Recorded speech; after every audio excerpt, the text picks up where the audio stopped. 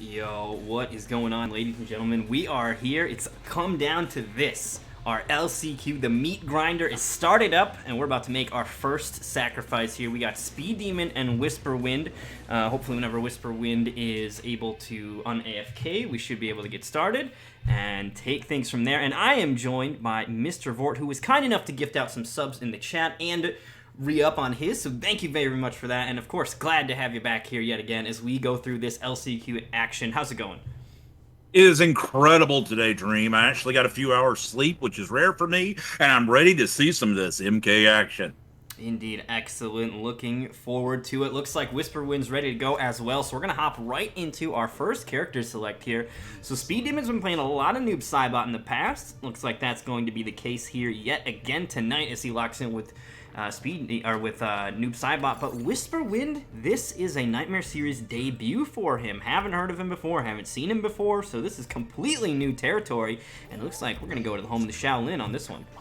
Oh, absolutely. He picked the Shaolin. Now, I'm very used to seeing a patient Shaolin come through from Robitussin. I'm really interested to see what he's got here. He's got Dragon Gifts, Kusanori Slam, and Dragon Fire right off the get-go. Sounds like kind of the normal stuff that these Shaolin play these days. Let's see how it goes. He's missing the low fireball. I think that's one of the key moves. Oh, that's right. But so he's instead opted for not only the buff, but the teleport on top of it as well. So he's going to have a little bit extra mobility, which could be helpful for Noob Saibot because he's going to want to be playing some of that keep away game. So far, though, Online Racer gets off to a great start. And I forgot, he's permanent player too, so he's throwing off my names. He gets me with it every time.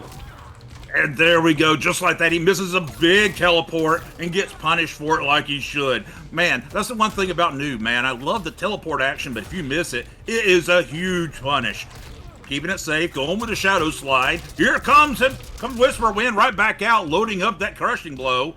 Let's see where they go. Oh, tried to sickle teleport, didn't connect. Here we go, going right back at it. Goes for the raw Fatal Blow and eats a Dragon Fire kick for his efforts. Nicely done. Gotta get those fireballs out there to make sure he can secure that screen space. All three of them too, right? The amplified means that very difficult to get. Whoa! Just going straight through the clone. I'm not actually shocked. I used to play Noob Saibot and that is a regular thing, but genuinely irritating that it's still just like that. If you move fast enough, the clone can't tackle you. Weird. Just like that. No, Speed Racer throws up 400% damage. All right, here's the throw. Puts him back into neutral in the mid-screen. Oh, Dragon Fire. He's not afraid to throw these out, Dream. Ooh, get in there. Wait for the breakaway. Smart stuff here from Speed Demon. He's got a solid life lead. Can he maintain it, though? Immediately into the Kusari Slam. Side switch as well to get that corner going. Sickle port.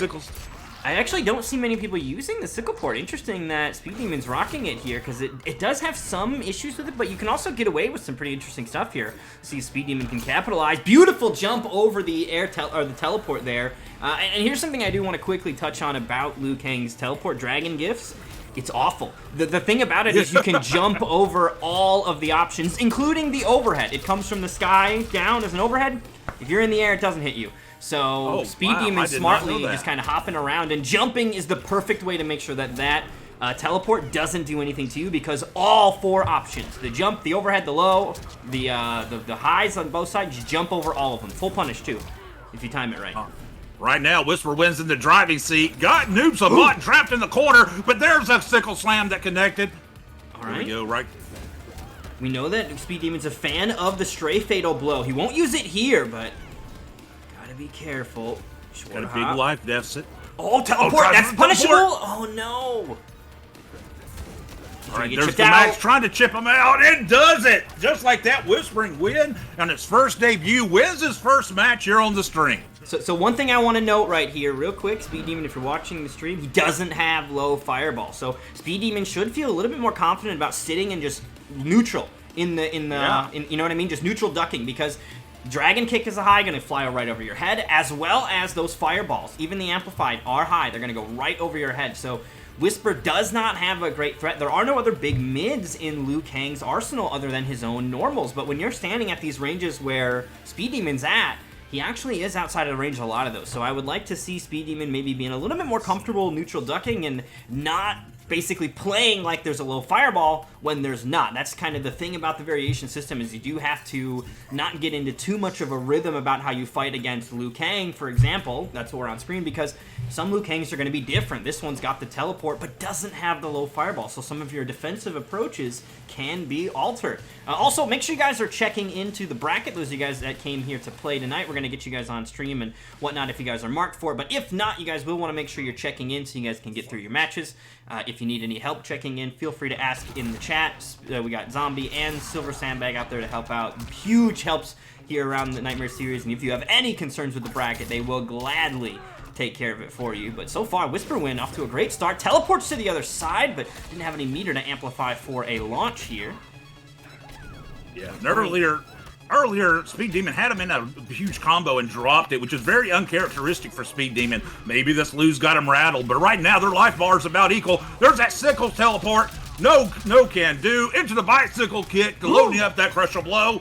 Oh, just like that, we switch sides. Oh, not the knock up! Wow, that is just a stray high. There's no overhead. Speed Demon getting caught. This could be a big opportunity. The breakaway comes out perfectly timed by Whisper as well. The exact moment where Noob Saibot can't really challenge it. Speed Demon just needs one little hit of chip. Good defense. Good defense there. Whisperwind swinging for the fence on that one, and he could have gotten away with the robbery, but it looks like Speed Demon's one with the ski mask on this one. All right, you know Speed Demon's throwing out those clones. He's looking for that. If you hit 10 of them, you get a crushing blow. Oh, this is going to be big. Oh, it doesn't have the meter. Never mind. So there's no breakaway to stop it either. I haven't been keeping track of the clones, but I don't believe he's quite at 10 yet. There's another meterless teleport. Doesn't quite have the resources. He will get that first bar back here and now, but an unfortunate drop is going to cost him. Okay, here we go. That should be it. Uppercut, yep. Oh, yeah. Keep it safe. Uppercut. No armor break coming from you. And just like that, Speed Demon ties her up.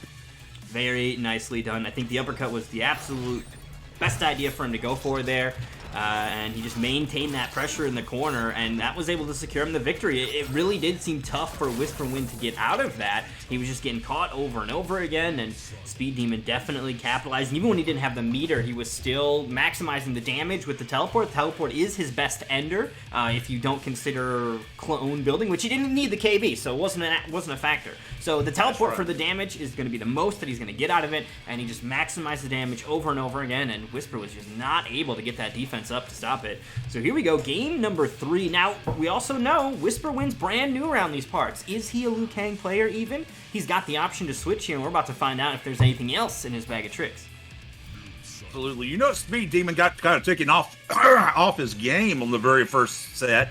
It looks like, though, the download is complete, and that is what a true good player for MK or any other fighting game can do, is they can adapt to what the opponent throws at them. And that round, it looked like Speed Demon had the download complete and was ready to go. Now it's up to Whisperwind to change up enough of his game plan to throw him back off. Let's see if he got it. But this time, he listened to you. He picked a low fireball variation. Yep, this is a little bit more of the classic Liu Kang that we see from a lot of people. The armor-breaking command grab, and the command grab is just good in general. It's got a tick upon it, as well as, you know, decent side switch and positioning afterward.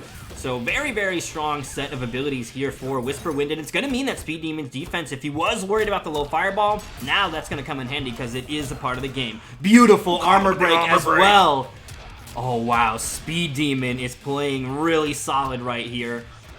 Got him in the corner right where he wants him. He's putting on those plus frames, trying to keep him there. Here we go, waiting for Speed Demon. Speed Demon's waiting to see if he's going to make a mistake, and that might be it right there. Here's the big teleport. That should be it. Very nicely done. Speed Demon just capitalizing big time on damage. He doesn't have any meter right now as we go into round 2. I think he might get it by the time he gets that first hit here, though, but we'll see if it ends up becoming a factor. He will break out of that little bit of damage, and I think what he's trying to do with that is just keep Whisperwind on the back foot as much as possible, give him no momentum to work with.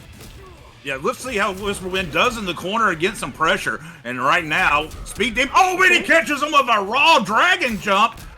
But Speed Demon comes right back, short combo, nothing really breaking out of it, goes for the throw, it doesn't hit. Okay, here's the jump in, he's got Fatal Blow now. Oh, why did you do this? Oh, what? What a play by Speed Demon. I don't think that even works unless you go for a breakaway.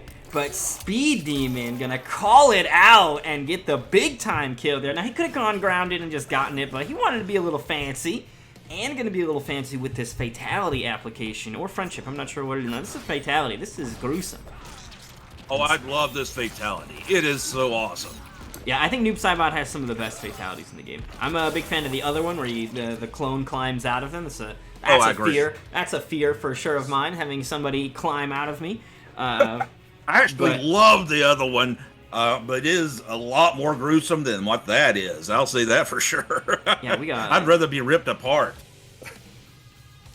But yeah, Noob Saibot definitely got some good ones, and it looks like Speed Demon looking to show him off for us here today. And you're absolutely right about that download complete, it feels like, too. You know, that first game, he was maybe thrown off guard a little bit. It's a brand new player he's never encountered before, but Speed Demon kind of taking a quick, you know, stock of, okay, this is what he likes to do. You know, we saw a lot of dragon kicks. We've continued to see those, but we've seen him now being blocked by Speed Demon, and that could absolutely be a factor here. We'll see if Whisper's got any sort of switches that he wants to make here, because it does look like Speed Demon's starting to catch on. Yeah, absolutely. The great players, and I don't care if you're Sonic Fox or you're Tweety or you're Speed Demon or whoever you are, they learn. You often see them lose the first match, unaware of what's going on, but what they're really doing is downloading the other players' tendencies so they can exploit them. But right now, Whisper Wind changing things up completely, deciding, okay, you got my tendencies down, we're going to go with someone new, and he brings out the Shiryu. I'm interested in this Scorpion Time. This is going to be a character that does have access to getting around some of the Noob Saibot classics, but ooh, just going to get up close and personal. Oh, goes for the armor break. Whisper not going to take the bait that time, and that's unfortunate because that move done just completely whiffed. Like he lost a lot of damage on that. Absolutely. You lose a lot of damage if you're Noob Saibot. Going for that armor break. Oh, and just like that, the crushing blow. Let's see what Whisper Wind can put up here. That goes for the like overhead. A rare drop there from him, accidentally letting that combo fall apart. We got Opties, though, from Speed Demon. Dude, this damage from Noob Saibot is crazy. 400 from Noob Saibot for a bar in the mid-screen. That is a lot. There we go. Teleport gets him. He has the armor break out of it. All right, catches him with a low. He's got him. And just like that, we got one on the board for Whisper Wind with the Shiryu. Scorpion is here to stay, he says. Gotta be careful with those teleports. In fact, he's kind of lucky he didn't get uppercut KB'd. Well, I guess maybe not, because now he's got to worry about it as we move into these later rounds. But, you know, that was a big opportunity for Whisper. And he was able to secure the round off it at minimum. Put one on the board. There's that shit sickle teleport again. Misses its mark. But maybe all he's wanting to do is get in close so he can put some pressure on. Just like that. Scorpion's coming back at you. Goes for the low and the overhead. Doesn't hit.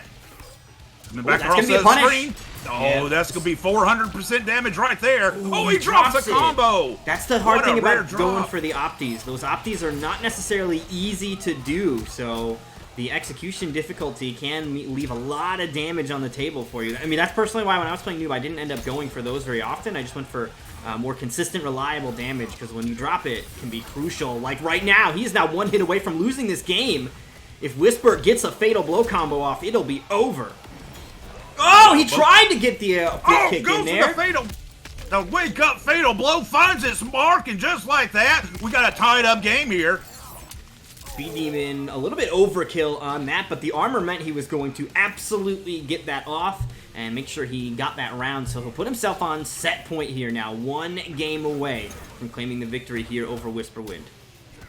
All right, putting on the pressure. Whisper Wind trying to answer back. Goes for the teleport. Oh, he didn't get a full punish there. He didn't believe. But here we go. Whisper Wind's going to get a good one on this. 356, just like that from the Undead Scorpion. Oh, nice wake-up attack. Knocks him out of his combo. Gives him a little space. Hovering next to that interactable, and just like that, he uses it. Oh, another throw. Not quite there, but he's getting close. The short hop whiffs. Speed Demon gonna get a last chance at redemption. This time he will get the optimal 400 damage coming out here from Speed Demon. One more of those. Oh, and just like that, the low poke ties it up. We're tied 2-2. And of course, Whisper's got fatalities as well. Speed Demon's been making him watch fatalities. It's Whisper Wind's turn to get one back. And we're gonna open the night up with a Game 5 scenario here, ladies and gentlemen, right off the bat.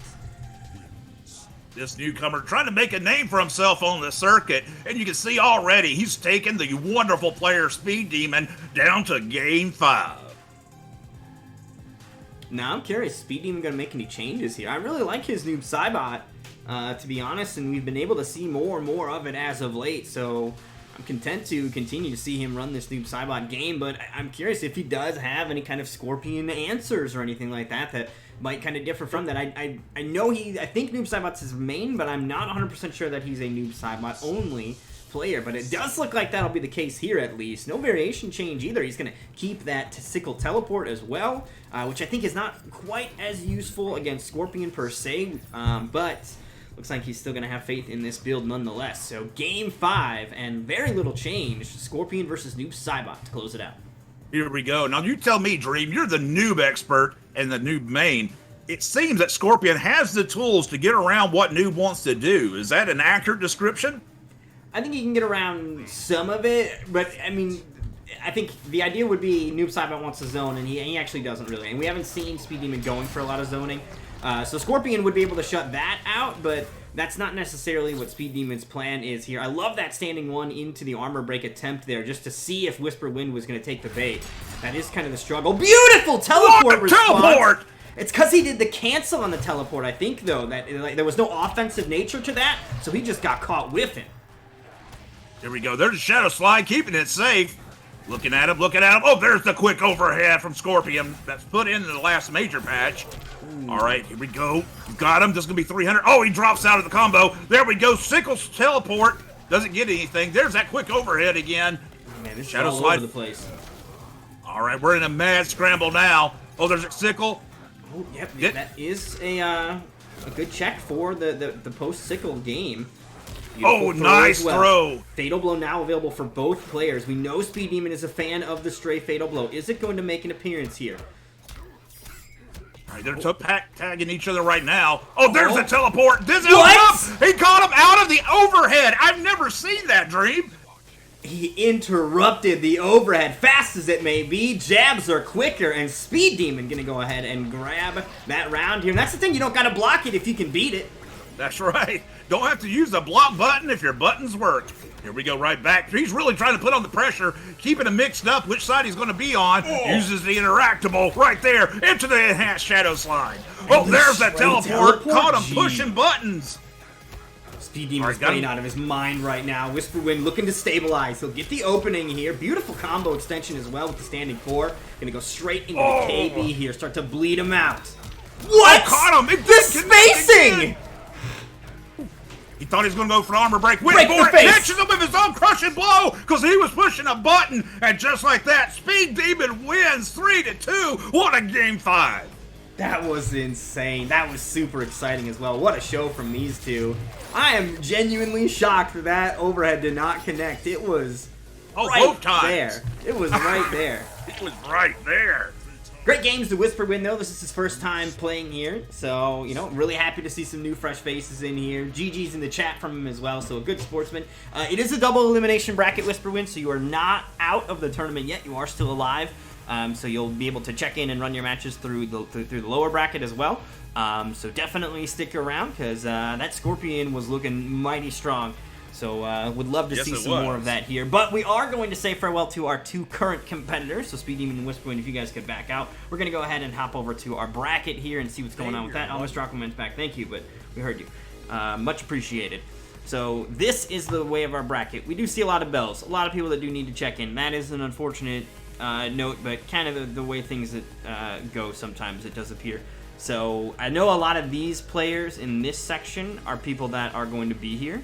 But of course we do have a couple people like Daddy Sparks, Enzo, Richie, Gorilla, Ghost Cat, Duskbraid, etc. that are here and ready to go. So when we get them, we'll be able to move forward. As we go though, we got Twisted. I saw Twisted, or was speaking with Twisted earlier, and I need to re-up is also. So we're gonna try to get that match. That is going to be hopefully what we can do next. And then another stream match that we have queued up is, I believe, the His Left Knee and Go Optical. Not 100% sure that His Left Knee is here. We'll find out, I suppose. But I'm hoping to get His Left Knee and Go Optical as well. Otherwise, though, it looks like Bad Shredder's here. So if Go Optical's here, we'll just do Bad Shredder versus Go Optical. We'll do that instead.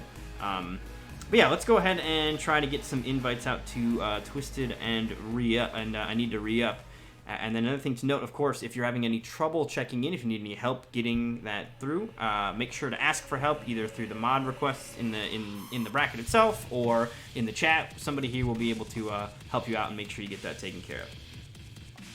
Absolutely. And while we're waiting on our opponents, don't forget Dream Eater has a YouTube channel. Now, Dream Eater, for every new subscription, which is a free button click, by the way, he adds $1 to the final prize pool for the Ultimate Tournament coming next week, the end of the season. Every new sub gets an additional $1 to that prize pool that gets put right into the players. So by all means, if you're interested in seeing any of this, or you just want to support the fighters, go over there, click the follow button. It'd make a big world of difference for Dream Eater.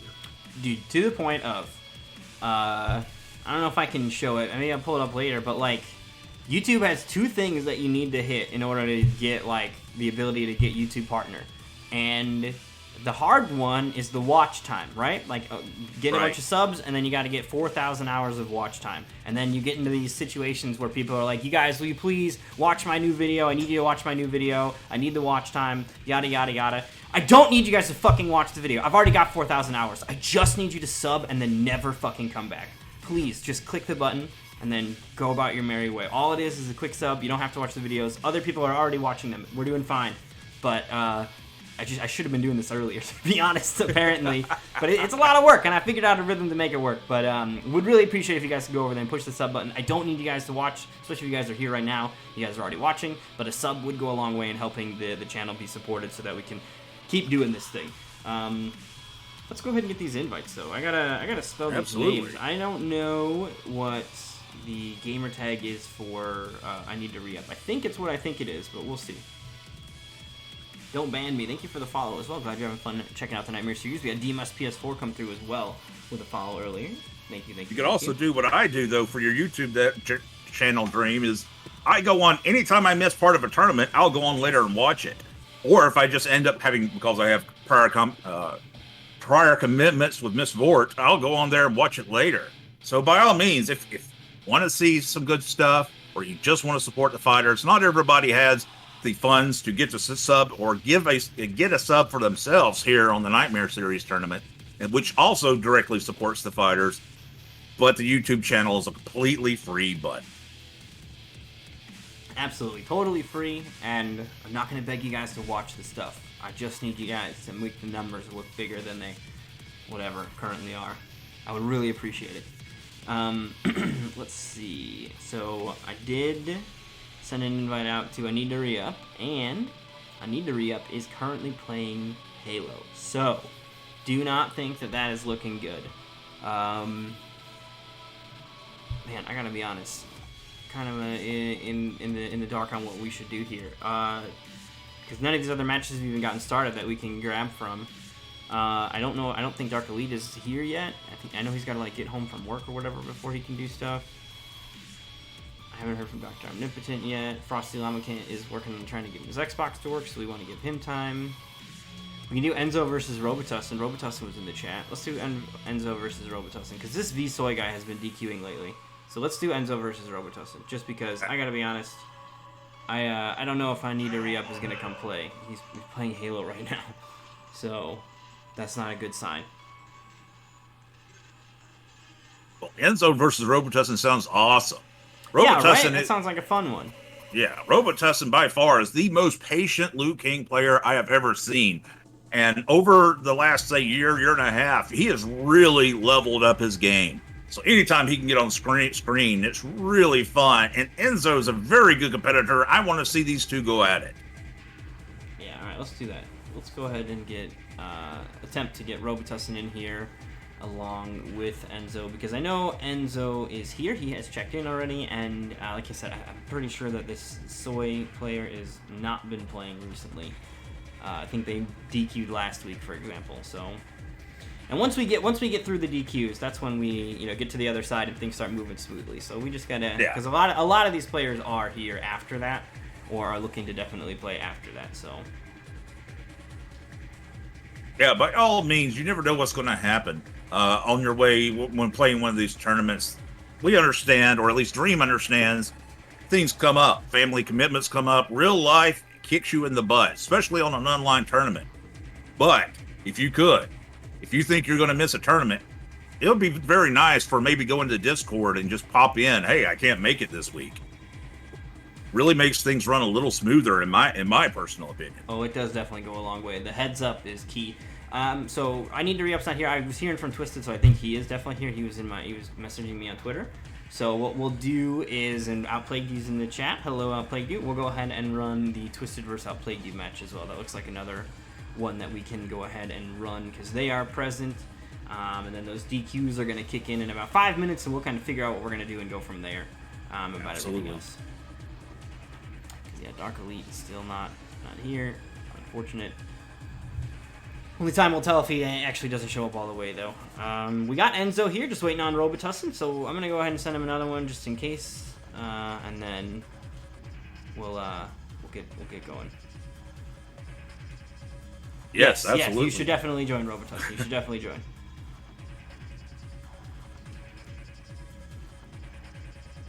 Oh, did Dark end up having to work overtime? Ah, that is unfortunate then. Oh wait, I see some check-in though, so maybe he just got home and he's able to just get home at a certain point. Because looks like people checked into that. I didn't do that. Did I do that? Did you guys just watch me do that? I don't remember. Fuck. I didn't do this, right? I didn't see you do that, but I wasn't paying attention to what you was clicking on the screen. Oh man, Robitussin just had the perfect distraction for Dark Elite to sneak in. I don't know what happened. Well, Dark Elite is hopefully here if he got off work. If he had to work some overtime, he's hopefully able to get home in time to... Oh no, somebody pushed buttons and then DQ'd him. That's what happened. Alright, well, it was worse than expected. Dark Elite, we love watching him play on screen. I absolutely adore his Scarlet play. I don't think there's any better, at least on the Xbox side of playing Scarlet. And I'd be safe to say, I don't know if there's any better on either side of playing Scarlet, but over time, I understand work. Oh, definitely, in my opinion, top one Scarlet in the scene. Twixie is real close to that, but when Twixie and Dark Elite have met in the bracket, Dark Elite wins. And I know that doesn't necessarily even define the whole thing, right? Like, just because you win in the matchup against a fellow player, that doesn't mean that you're all of a sudden the best whatever of the player of the character. Because the matchup is more than just the mirror, or the character is more than just the mirror, I should say. And Twixie has some really good results, but at this point, so does Dark Elite. Dark Elite has been out there grinding, putting in tons of work. So I definitely think that Dark Elite, in my opinion, is totally worthy of numero uno spot on that Xbox for sure. And I'm going to go ahead and say on Stadia, Switch, PlayStation, everywhere. PC. Is there Mortal Kombat on Stadia? Yeah. Oh, wow. Wonder if it has any people playing it. I think Stadia died. I think they closed it, so probably not. But I'm not 100% sure. But Stadia tournaments is going to be the next. I feel like the Xbox boys, we did a good run, and now it's time to give it to the Stadia outcasts and see how they feel. Well, here we go. We got what I consider and was not seeing upcoming. We got Shang Tsung versus Johnny Cage. Robitussin, famous for his Liu Kang play, decided to pick Johnny Cage. So maybe Liu has a problem here with Shang that I don't know about. But right now, Enzo's going all for it. Going in. Oh, takes a shadow kick. Amplifies the fireballs to keep himself safe. They poke each other. Now Shang Tsung, there he goes. Amplifies once. Doesn't amplify again. Goes to the ground eruption. No amplification there. So what I think is a little interesting here is Enzo is typically playing a lot more Noob Saibot. So interesting that he has chosen to not play his really main character here either. Both of these players kind of digging deep on the toolkit here. And I love me some Shang Tsung. I tell you, I love playing the character. I love being the character. But he does have his weaknesses. Most important in this variation was the basically Warlock variation. What's going to happen is, if he gets in, you're in some trouble. Johnny Cage, you got to keep him out. But just like that, Johnny Cage goes straight in with a shadow kick. Oh, catch him with the overhead, but didn't believe. There's the perfect block, and Robitussin takes the first one. Nicely done, that Johnny Cage keeping things secured here. You also saw that flawless block on that plus frame string, one of the key strings for Shang. There's another flawless block there in that gap. So Enzo's going to need to be careful with his offense now, because it does appear that Robitussin is familiar with how these strings operate and is willing to exploit their weaknesses. But of course that starts to open the door for Enzo going crazy and just doing specials raw, and or single buttons into specials and just catching his opponent really off guard for trying to hit the flawless block timings. Shang keeps going for that overhead. I don't think it's connected yet, and ends up getting a small combo eat for it. There's that overhead again. He's trying to open him up with it. I don't know if he's trying to condition him or he just keeps trying for it, but it's not working. There he goes. Goes with the poke. Doesn't believe. He could have ended that into the ground eruption, but instead, Johnny catches him and ends it right there in the corner with the fisticuffs. Robitussin takes first round.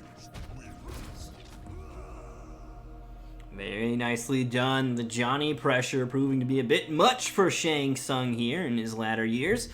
We'll see if a switch is going to be happening from Enzo, or if, in fact, he's just going to keep on rocking it out with Shang. We've seen his Shang a couple of times, so it's not like this is the first time we've never seen his Shang before. His Shang has made a few appearances, and it does seem to be that he knows what he's doing with the character. Like, you know, he spent some time working on the Shang as a solid secondary, so I could definitely see him coming up with some better answers here as we move forward through this set, just because I think, you know, part of it is, from both sides, weren't necessarily prepped for whatever their opponent's busting out here. Yeah, just like that, Enzo's going back to Noob Sabai. Arguably his best character that he plays. He is really good with this. Let's see how he handles this Robitussin. Johnny Cage pick. Dude, I love this outfit too from Noob Saibot. It's crazy it's how really few good. people wear it. I know it's because Noob Saibot has some other really good outfits ultimately, like the new. I personally wear the Cyber one that came out like with Ultimate or whatever, because it's also really good. So he's got some good competing skins, but every time I see this one, which really it seems to be just Enzo, I'm just quickly reminded how fucking gorgeous it is. I will say, Noob got some skin loving in this one. He has really got some good stuff. It's all the glowy bits. I'm all about it. The more glow, the better. Also, those boots are pretty gnarly. Catches him with a shadow slide and amplifies it for a little extra damage. Here's some throw. Put Johnny Cage in the corner. Don't give him those plus frames. He looks like some Dark Souls enemy. Yeah, he does. Like, he's got, like, plate armor. It's not very ninja-y or whatever, but, you know, I could see his, like, the crinkle sound of armor moving. And then that's, like, the only warning you get before he swings that sickle at you. And that's a total Dark Souls enemy shit. Like... Here we go. Got Johnny in the corner. Don't let him out so he can abuse those plus frames like he does. There he goes. He tries to get out, but he gets a shadow slide in return. And just like that, Enzo's on the board for the first round of this set. Goes right back at him. Goes for the quick poke into a shadow slide. Then another shadow slide. Amplified. Oh. He's eating these all day long. He tries to roll patrol and gets thrown back into the corner. No, sir. This is where you live now, Enzo. He is working on a flawless victory right now. Robitussin, do not let it happen. All right, there we go. I thought that he was about to get away with it. It took a little bit long for it to kick in on that one. Uh-oh, look at this. Big comeback combo from Robitussin. This is going to cap out at about 40 if he doesn't launch, but he's going to go for the full launch here. 45%, and he still has that Fatal Blow available. It's back online here, so another stray hit could do it. Oh, that's it! That's it! Is he going to get it here? Why did you do that? Here's a throw, though. This should do it. Oh, he is dead. Math is hard. All right, well, he keeps the Fatal Blow for later. A bold choice by Robitussin, but gonna pay off. And now he's got access to still that cancel and, of course, the explosive damage from it. So Robitussin keeping those crucial resources for when he's gonna need them most. Yeah, and that right there shows how smart Robitussin is. He knew he wanted to keep that for the final round. But it also shows the comeback factor of Johnny flipping Cage. If you noticed, he was almost flawless in that and was able to come back like nothing happened. Yeah, I cast a curse on him and it had a very different effect. All right, here we come right back out. Oh, gets poked out of the sky. Has to armor break out. Oh, just right back at you. Robitussin gonna get caught, but that's gonna do it. He'll find the opening with the jab string from Johnny. And that is going to be game number 2 also going his way. I gotta say, Enzo was looking so solid, but that comeback from Robitussin was insane. And just so much momentum behind that, and now he's got a 2-0 lead. That's the problem with Johnny. There's a few characters in this game that once they get going with momentum, it's really hard to stop them. And they can put up some huge damage numbers. I consider, you know, like... Sub-Zero or Jax to be one of those characters as well, but man, Johnny Cage just said, put the crown on me, look at what I can do when the chips are down. Yes, I think the curse worked way too good. He must have been weak against the ghost type. Yeah, man, that was a psychic for sure. For sure. Too effective. All right, here we go. Round 3. Let's see what Enzo's going with. He's still going with his new Sabat. He's going to try to make He was Robitussin. so close, right? There's no big reason to switch. Dude, He was so close. You got to almost forget about that game. You know what I mean? Like, you got to forget that happened. I'm telling you, he almost perfect Johnny Cage, only for that to happen. You know that's going to be disheartening, but Enzo's a quality of character. I think he can come back from it and shake that off. Here we go, right back at him. Johnny's trying to put on some pressure. Here's some pressure of his own from Noob Sabat. Goes for the throw, doesn't work. Oh, get throw patrolled right back at you and put you in the cage. This is where Johnny thrives. He lives here. This is where he wants to go to the buffet and eat all day long, is in that corner. But just as I say that, Robitussin reverses it, tries to say, no, sir, it's my turn to eat. Ducking underneath the throws as well. I thought he was supposed to get thrown out of pokes, but whatever, we'll let it happen. Beautiful pickup here on the low slide to close it out. He'll get more clones from that, so starting to build for that KB. That's one of the things, too, with Noob Saibot. Even if you lose that first round, as long as you get, like, 3 or 4 clones in there, and that can start to be your game plan as you lose the round, is to just make the clone connections happen so that you can start to build for that explosive KB later on. Here's some more clones. He'll catch him on the Amplify, a throw, but he's airborne, so no one's home. And that means Robitussin is now on set point. But Enzo did get some crucial clones counted up there. I think he might have about 5 now, so we could very well see the KB if this goes the distance. He's got to win this round, though, no matter what. No matter what, he's got to take the next 2 right here if he wants to stay alive in the winner's side. Oh, here goes the Robitussin, poking at him, nothing connects, goes for the throw, he gets punished for it. All these players are unthrowable right now. I want to say that I've seen 3 throw attempts just completely whiff from both sides. Like, they're just having a really hard time getting their grapple game going. It also looks like most characters are being very patient. They're not over-committing to anything right now. Here we go, caught him there. This will be some big damage. 245. Amplifies the shadow slide at the end. Oh, uses the interactable. Was that on purpose? I think it may have been, but he ends up just getting caught once he's in there. Not able to capitalize fully. 2 more clones on the counter here. Robitussin.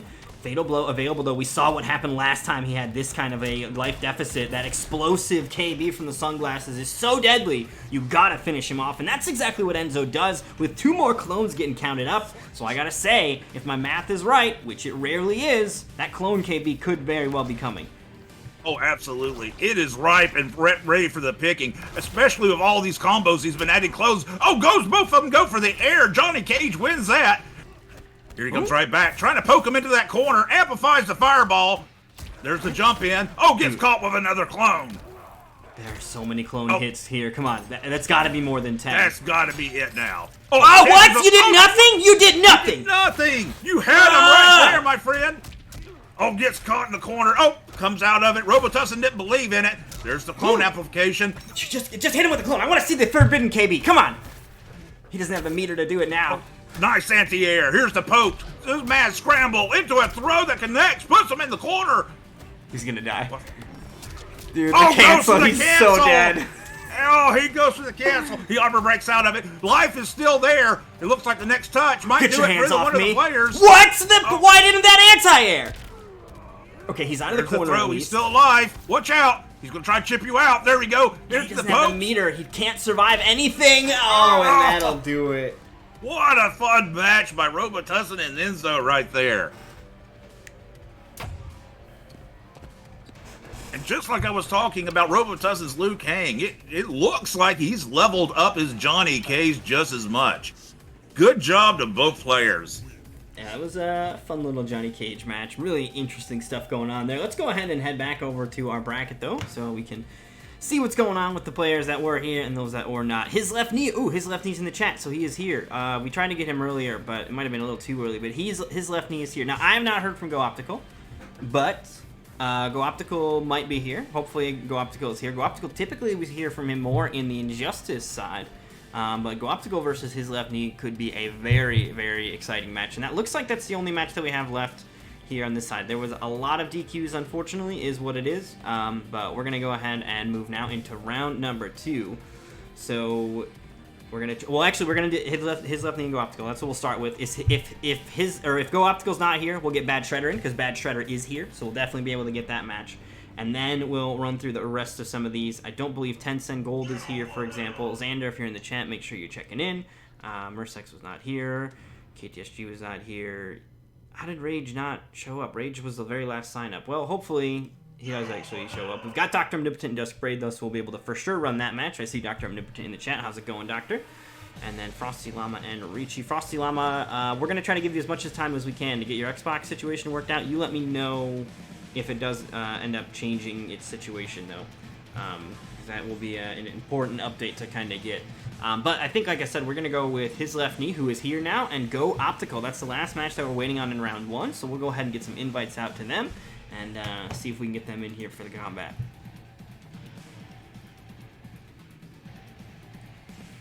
What is Go Optical's gamer tag? I think it's just Go Optical.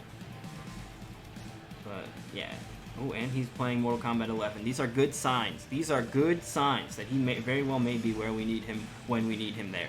So, an invite has gone out to Go Optical. His left knee, you are up next on the list. Let me check Robitussin. It might have been scheduled for that, but probably won't be now because you just played on stream. So you can probably do that one off stream. Just because I don't want to bog you down having to wait over and over again. So we'll probably have that one go off stream. The map that I initially had is going to be significantly adjusted, I think, based on who was or was not here. All right, so we did go ahead and get some invites out here to his left knee and Go Optical there, so they should be joining us shortly. Granted, they may have been in the middle of a match or something like that, so give them a moment to hopefully finish up, but hopefully they'll get here. His left knee is here. Perfect.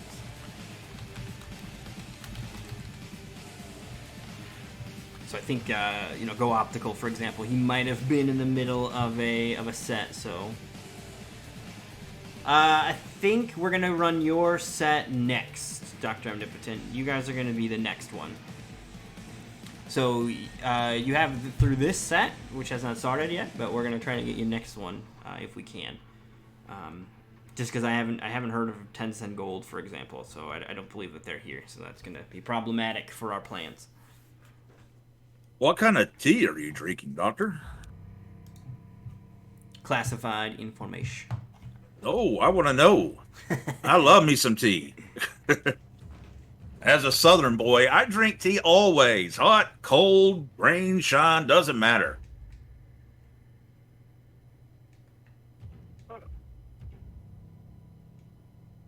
All right, just waiting on the next opponent to come here. While we're waiting, remember, Dream has a merch store. I know, but for myself, I've ordered 2 things from it, and both of them got stolen by my family the moment they got here, so I've got to order another hoodie at least. That's a good way to support the fighters and support Dream Eater and get you some incredible swag at the end of the day. Snag it. It looks good, dude. That logo is so fucking cool. I didn't make that logo. So that's why it's so good, because it has nothing to do... I had no part in it other than just the idea. Like, that was what I asked the designer to come up with. And the logo is so fucking good. So having that on some clothing is actually really cool. And I would genuinely enjoy if you were able to, rep that merch as well to kind of get it out there. Because this is I think this is a cool event. We had a lot of fun here. So the Nightmare series, get it on your clothes if you want to. It is out there and available for you guys. I agree, Doctor. Some cold tea would slap. It's on PlayStation. No, it is on Xbox. Go Optical is like the Cleve. Go Optical is the Xbox guy, right? He's playing Xbox right now. So he's not a what's it called, right? He's an Xbox player. Why did he ask me that? What?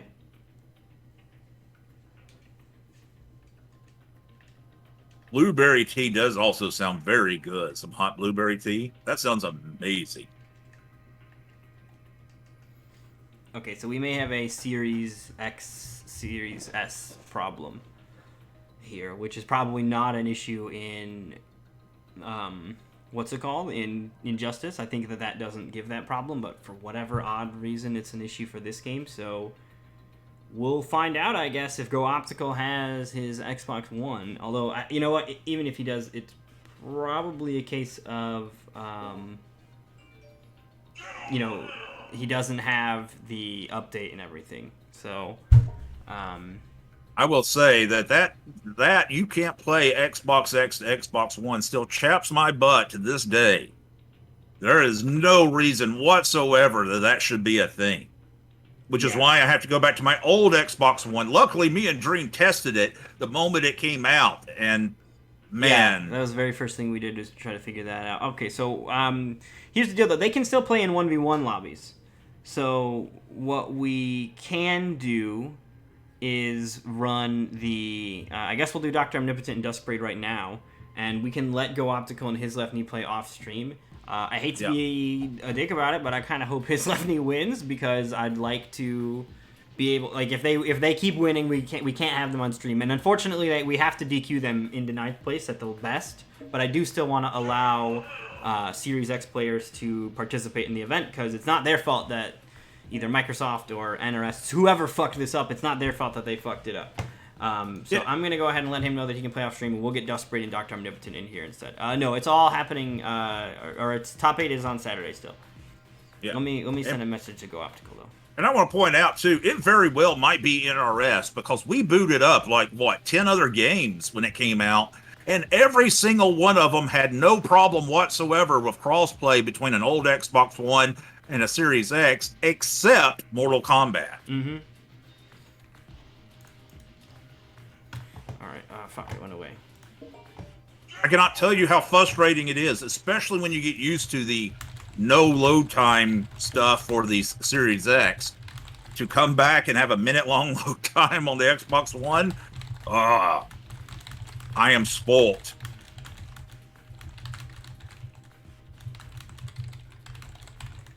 Yeah, I agree, Doctor. How are they going to divide the exiles? It looks like you had a community over here, and then you want to divide them like that. Again, I don't want to say it's NRS, and I don't want to say it's Xbox, but whoever it is really messed up the pooch on that one.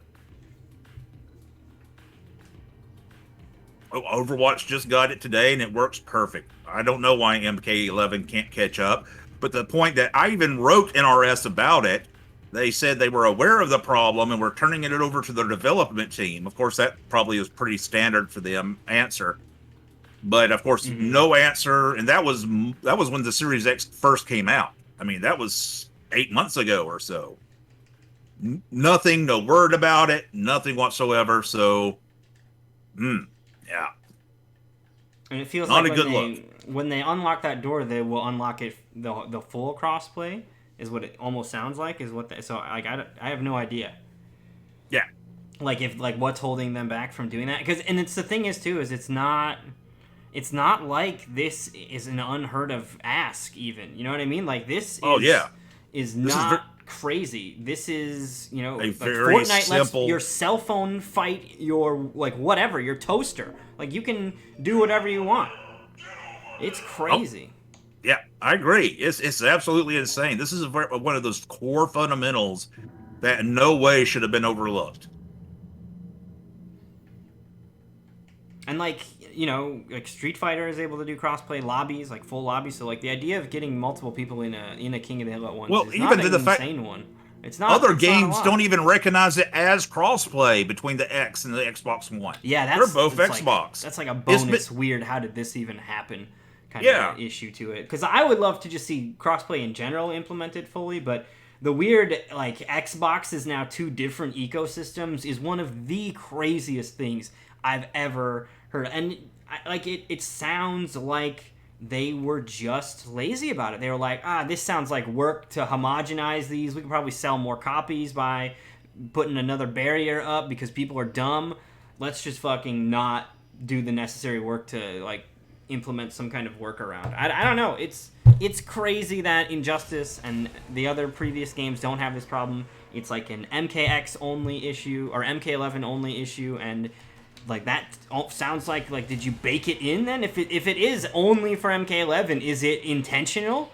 Because if you were just doing what you always do, then it would have done what the other games all. You know what I mean? Like it just. Oh yeah, all of them work. Yeah, it all just seems of them crazy. work. Yeah, it'd be different if MKX had the same problem or Injustice 2. They don't. Mm-hmm. Yeah, that's the part that really starts to like get the questions rolling, because it feels like it is somewhat intentional, and maybe there's good reason behind the intention, misguided or poorly communicated, but there's like, you know, the you know, MK11 60 FPS on Series X at all times. It makes it weird for the other side. Like, I could see it being something so simple and dumb as that, but nonetheless being a thing like that. But like, could you tell us? Could you maybe make a bit of a statement so people can understand? Because we've had concerns and questions, but we get nothing. We get no kind of insight as to how we got to where we're at. We do have our players here, though, so we can get this match underway. I gotta spell their names real quick. Got Duskbraid versus Dr. Omnipotent. We've seen both these players on stream many times. This is going to be a wonderfully fun match. Let's see who these characters are going to pick. First off, they've been talking back and forth about it in the stream. I want to see who the picks actually come in as, though. Duskbraid going over and over Raiden. The Doctor's just waiting. He's got 51 seconds to make up his mind. Get your game plan on. That's one of the things I tell all the players all the time, especially in tournaments, because these countdown timers are perfect timers for you to go and kind of strategize what you're going to do, get your game plan right, figure out what you did wrong in the last round. Use every second of it. But here we go. We got Duskbraid sitting on Raiden, hasn't selected him yet. Dr. Omnipotent hasn't moved off Sub-Zero. Oh, now he's moving around, kind of thinking about where he wants to go. Oh? Oh, Cetrion? Okay, it already got weird. That's not Spawn. That's not Spawn. That's not even the other characters I'm expecting. But we got a Raiden versus Cetrion game right now. The godly throwdown. Is this Smite all of a sudden? What happened? How did we get here? Absolutely. Someone covered a center lane because these gods are going at it. I really like Vulcan in that game. I just want to sit in the back. Oh, Vulcan is so much fun. Oh, it's so fun. I don't want to get sidetracked, but Smite's a good time. Free to play. All right, here we go. Coming in, both of them making their grand entrance.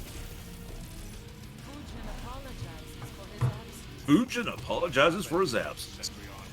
He fought valiantly to the last. Ooh, I haven't seen that interaction. I don't know if I've seen these two characters play very much against each other. But someone's throwing down right now, talking about Fujin dying. I hear ya. Short hop gets him, though. Cetrion coming right back in. Gets him with the roots. This should be a decent combo for her. Oh, went for the up rock. Into the throw. There's that rock wall again. Oh, nice teleport. Gets out of the way, but this time Raiden gotcha. Here's a little shocky shock for you. Oh, good news. Looks like Frosty Llama's Xbox has finally become obedient. It's activated properly, so hopefully we'll be able to get his set on here. We'll try to get that one next, Frosty Llama, because we don't know what kind of a window we're working with on how long it's going to work. So hopefully we can just get your set in next. I believe your opponent is like good to go on who that is. It's Richie, yeah. So Richie is here. Checked in earlier. So Richie. Oh, the Sith Lord and Frosty Llama going to throw down? Indeed. The return of the villain. Team Rocket's at it again. I can't wait for that one, but here we go. Duskbraid takes the first one. All right, there's that simple combo from Cetrion. Ends up in the... just keeps it safe. There's a teleport, though, from Raiden saying, hey, I got those two. Going right back and forth with each other. Here's the pokes. Now, Cetrion, she definitely is more of a zoner in this variation. What she wants to do is make some space, but Raiden's having none of that. Oh, misses the throw, but doesn't get punished at all. Gets a throw of his own in there, though. Ooh, nice teleport on teleport action again! Woo! They are all over the place. They are all over the place. It's like these gods smoked some crack before this, and they can't be still. Oh, he went for the KB. Did you see what happened? He went for the KB there. He hit that one earlier, and he was saving it. He tried it. Oh, got him right there with the staff. Knocked him off. Teleport into a throw into the corner, though. Cetrion's going in, amplifies the rock wall, teleport by Raiden, another teleport, trying to open her up, hit her once but didn't believe, coming right back. Oh, nice teleport into a teleport. These two characters can't decide. Goes for the raw fatal blow, doesn't connect. She comes right back at him, goes for the jump in, nice poke. Raiden's trying to keep it, oh, misses a hit. Oh, goes for the armor with a fatal blow, and there we go. Raiden will take the first one. That is... Alright. Fatal Blow works, man. LTR2 activate. Dr. Omnipotent gonna fall on that one. So Duskbraid takes game 1. Taking a moment to check the move list. Ooh, too slow. We're not gonna get the fatality this time. You better write it down for next one. You should have those quick fatal buttons, if nothing else, my friend. Dude, right, I have almost 5,000 easy fatality tokens. So Yeah, at me this too. point, I should be fatalitying fucking everybody just to get him off my hands. I am flush with easy fatality tokens. There is no way you don't have like a butt ton of those. It's insane. And the game is like, do you need more of these? Well, here you Yeah. go. Motherfucker. Brother. Why? Brother's level 91 in Mortal Kombat, not pulling out the easy fatality button.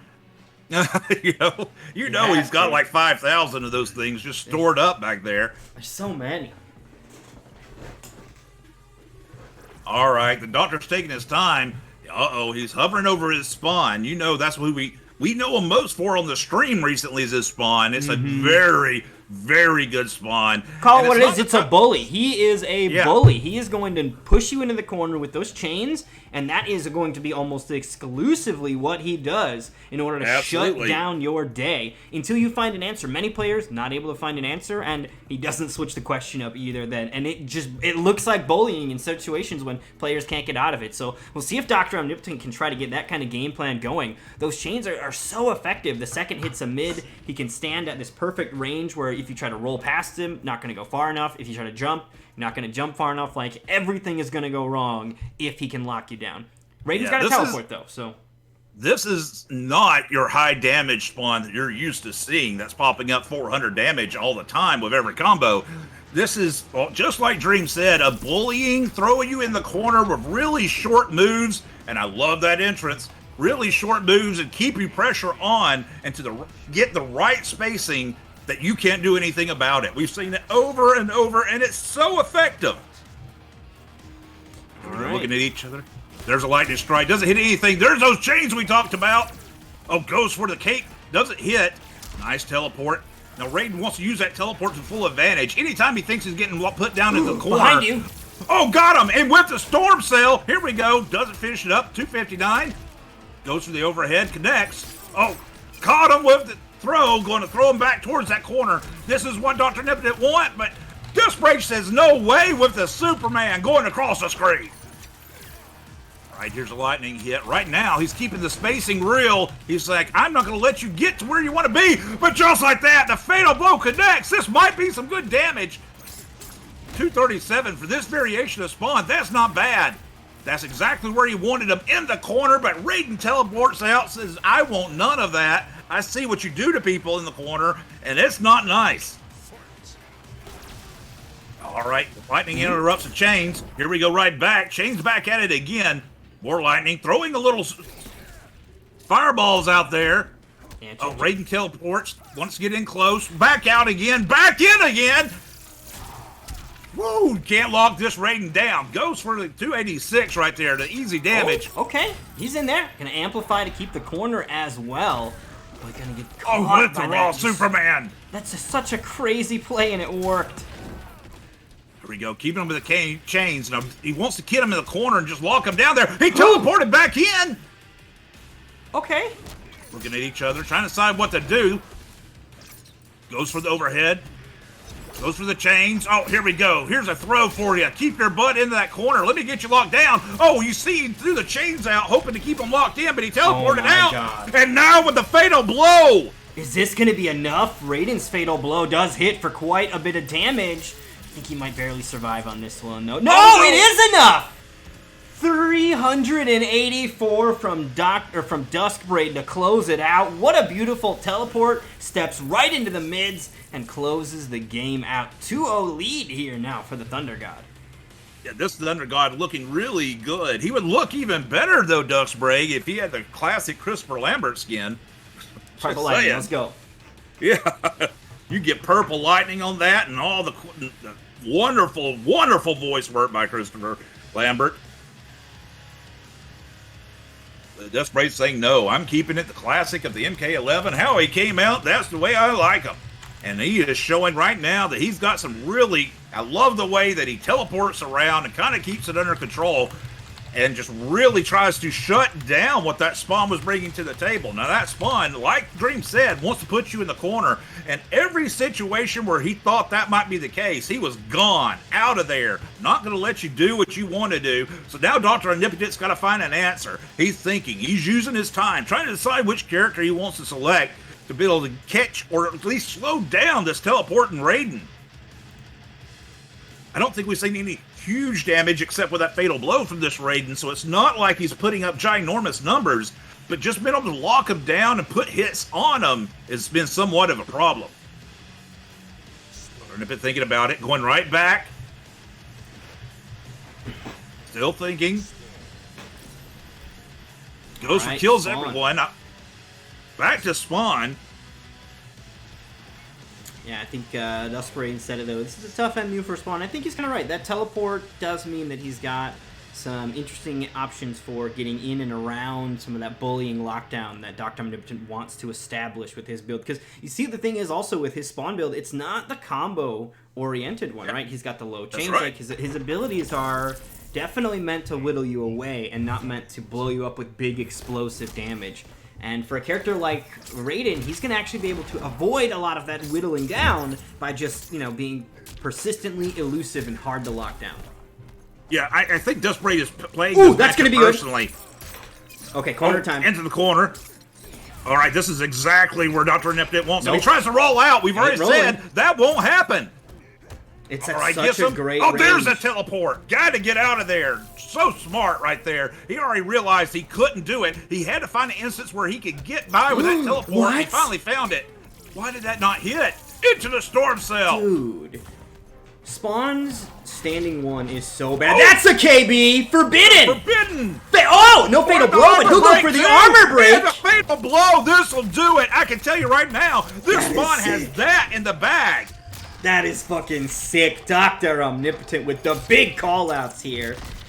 And he is going to take the set. 588. Overkill indeed, but definitely sending a message to the Thunder God here as Dr. Omnipotent secures the round. And Duskbraid, no defensive meter to work with either. He's not going to be rolling anytime soon. Well, actually, he'll be rolling right now. But goes for it, misses into the storm cell. Let's see what he's got. Pops him up, keeps it simple. 263. All right. Where are you rolling to? Oh, the cape is there. No breakaway just yet.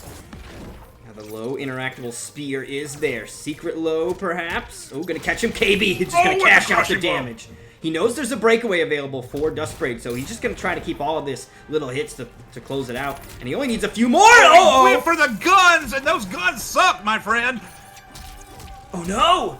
Goes into it. Here comes the scramble. Both of them looking at it. Throwing some lightning. Can happen at simple. any time. Into the teleport. Into the throw. This won't kill. You see him bait the poke out from him as well, just trying to get the movement. The cape wasn't far enough! You had him! No! You had him right there, but didn't believe in the poke.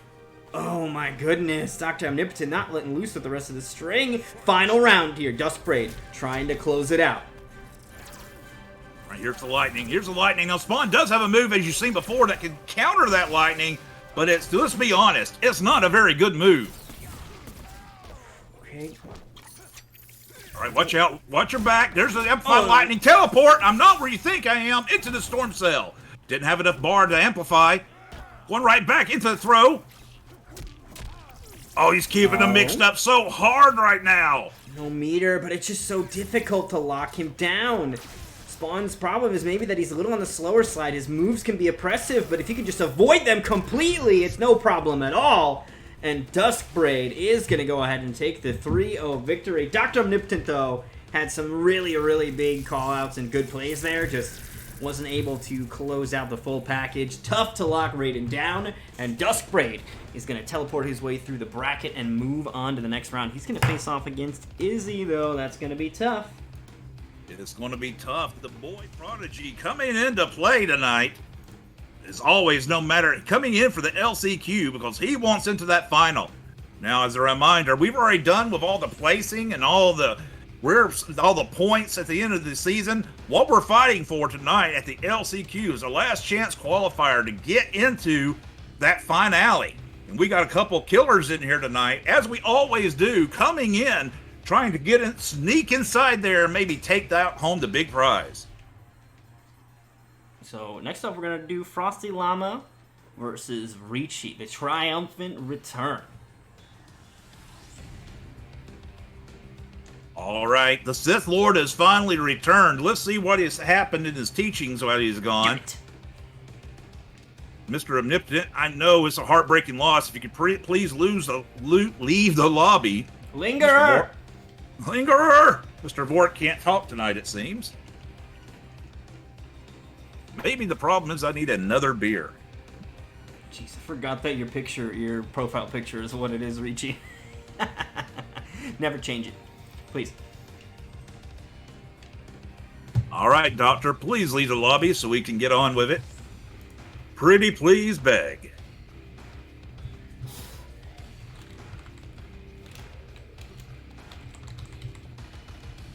While we're waiting, please remember that Dream Eater has a YouTube channel, and for every new subscription, he adds $1 to the final prize pool of the finals next week for these players.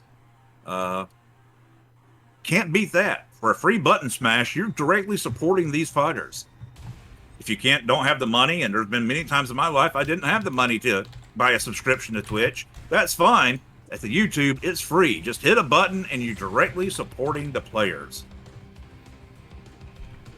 Would very much appreciate if you guys would sub to the YouTube channel. And like you said, putting an extra $1 in the prize pool for everybody that decides to just push the button. You don't have to watch the videos, you just gotta sub. Would truly appreciate it. It would go a long way to help support the channel so that we can keep on doing stuff like this. Dr. Omnipotent has left, so we'll go ahead and get another invite out to Frosty Llama because he took up the slot for a minute there. Oh wait, hold on, now is he in? Did he make it? Oh, look at that, perfect timing, as if it was choreographed. They are ready to go. Let's do it. Just like that. We got our next match. It's the Sith Lord Richie versus Frosty Llama. This should be a good one, boys and girls. Buckle up your helmet. We're fixing to go for a ride. Let's see, though. Richie's been gone for a while. Hasn't been showing up. Let's see if he's lost his touch or if he's been keeping it on the down low, keeping up to date. Richie looking around. Kind of went Fujin for a second, then decided, no way, Jose. I'm going back to my bread and butter. We're going to Johnny freaking Cage. Frosty Llama looking around, clicking on Rambo, clicking on a lot of different players right now, trying to decide how he wants to handle this, Johnny. And decides on Spawn.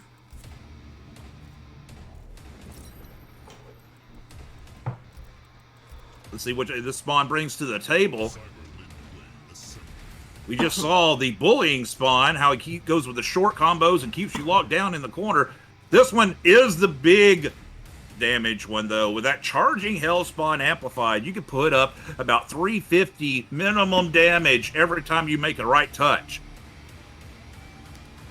So what we've got on one side is the speed, the man with the plus frames, Johnny Cage versus, oh my god, I'm going to kill you, Spawn.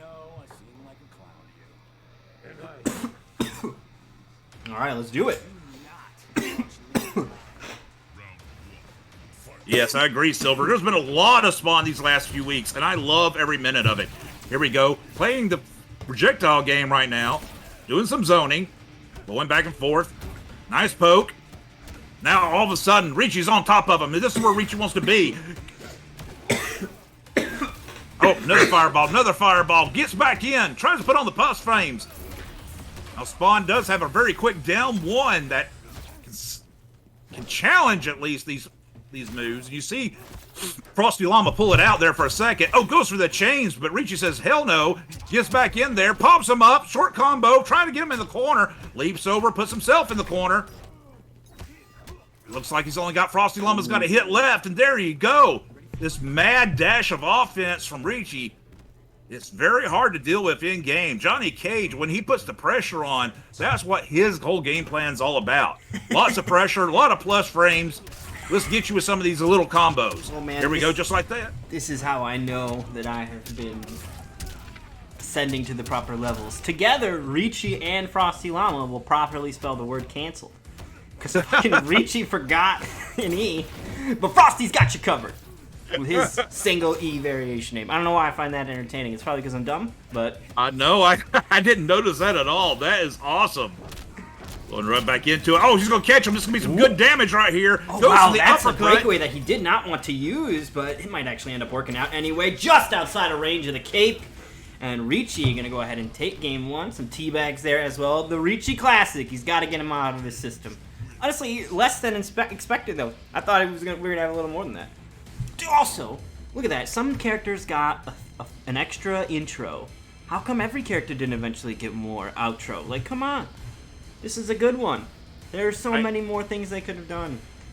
It is obvious, at least to me. I mean, I'm not saying they don't care for their characters when I say this, but some characters get more care than others. Oh, yeah. You know? And to me, what I think is starting to get more obvious. Oh, look at Zombie. No. Canceled having 2 L's. Isn't that like an EU thing? Isn't that one of those EU, like it works on both? Who are you asking, me or Zombie? Zombie's the smart man of us. This is true. But I'm the one that has to type words all the time, and I feel like I've gotten away with canceled with, like, I've had this question in my head, and I've noted, and the internet has told me that both work, which then has allowed me to cut an extra L every time, anytime on the rare occasion that I need to trim a line by one character to make it fit, I'll cut the bonus L. That's how I thought it was, Silver. Yeah, I think the bonus L is optional. All right, here we go. And Frosty Llama has changed to someone who could handle a little bit more of this pressure. He has went to Sub-Zero, the master of the Lin Kuei, but all of a sudden Sub-Zero's getting woken up in the middle of the screen, gets knocked back. Here he comes fighting back. Here's those plus frames. This is where he does not want to be. Gets himself out, but Richie's still on the attack. All right, nice poke with the axe. Goes for low, doesn't connect. Nice poke again. They trade it. I'll tell you now, if you're going for trading pokes with Johnny, it's going to be a bad day. Goes for the neutral jump. Doesn't work. Gets popped right back out of there. Nice low. There's a fireball right back at him. Doesn't work. It gets caught. Oh, this Johnny right here is so hard to handle this constant pressure that comes at you. And even, he's so good at chip damage that even if it's not all hitting, it's doing damage to your bar.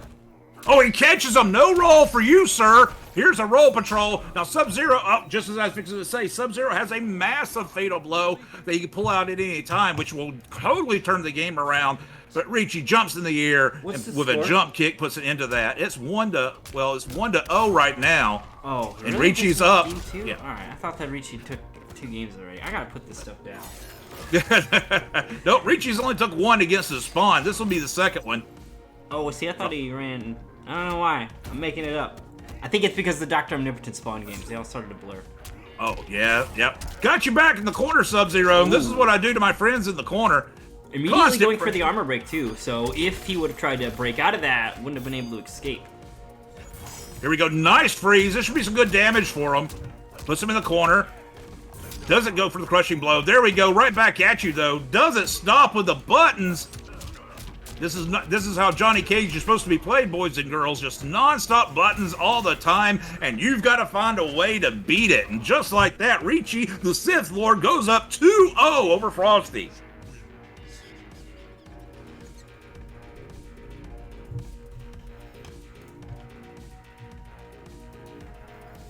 Very nicely done here.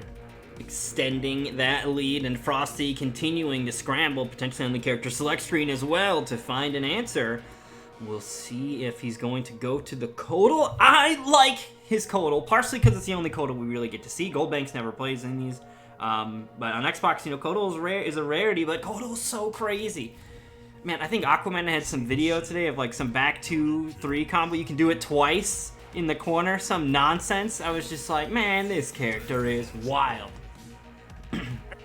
You know, Codal's got his flaws. I don't think anybody's going to say otherwise. But man, that dude can put out some damage. All right, going round 3. With deep freeze and creeping ice is the way Frosty Llama is going to go right now. Back with the Lin Kuei. He's down 2-0. He's got to find a way around some of this nasty pressure that the Sith Lord is putting on him at the moment. All right, throws fireballs right out of the gate. Goes for the axe. They trade blows into the middle of the screen. Here they go. Gets froze. That's one of the things about Johnny now. If he's pushing buttons, that ice ball might find a home if you got a way to throw it. Oh, there's the Nutcracker. Popping them up. 265 damage. All right, going right back at him. Oh, there's the Nutcracker again. Here's some more damage for you to hold. He's going right back at him, Dream. Got him finally in the corner, which is not a place he wants to be, but Richie backs off. Maybe he's saying, come out here. I don't need the corner to beat you. Oh, gets him right there. This should be it. It's going to close it out. Richie is looking so solid. Like, I know we haven't seen Richie in a while, but it seems like he never really put the game down. He was just grinding it out and prepping for perhaps the LCQ itself so he could sneak in when no one's looking. But we're looking today here. Frosty Llama gets a slide, going to turn the corners around here. But we see a lot of movement, you know, shimmying back and forth from Frosty Llama, but Richie, because of the way that his normals work, he's able to basically just assault from a deeper distance and has been consistently been able to get that offense started. Yeah, absolutely. Johnny Cage, I mean, that's his whole thing, right? Get close, press buttons, I got plus frames. You got to learn how to stop it. We talked about that with Dr. Omnipotent. You know, if you can't answer the question, why go on to another one? And right now, this pressure is just untold of. Got him in the corner again. There's another nut job for you. Keeping the pressure on. Goes for the neutral jump. Yep, let me mix a throw in there as well. Sub-Zero does have access to a fatal blow right here. Let's see if he has a chance to use it. He tried to freeze him with the ice ball there. You saw the startup coming out, but not going to be he tried to freeze him. It was a good idea. Just a little too close, and those kicks got in. Like you were saying, Johnny has a lot more range than people think he has in the footsie game. And just like that, the Sith Lord goes up 3-0. Oh, I understand, Llama. We all have those days. All right, so we're going to move into our next set. Did I not do this already?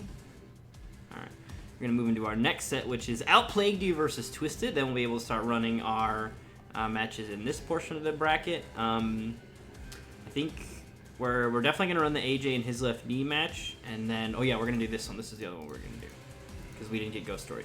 So we're going to do these two, and then we'll kind of come back around to the winners of those afterward, after we start wrapping it up from the bottom up. These matches are underway, and we're going to get Outplayed versus Twisted in here for our next one. Sounds like a good time. Give me just a second, Dream. I think I'm going to grab another beer. Absolutely. Stock up.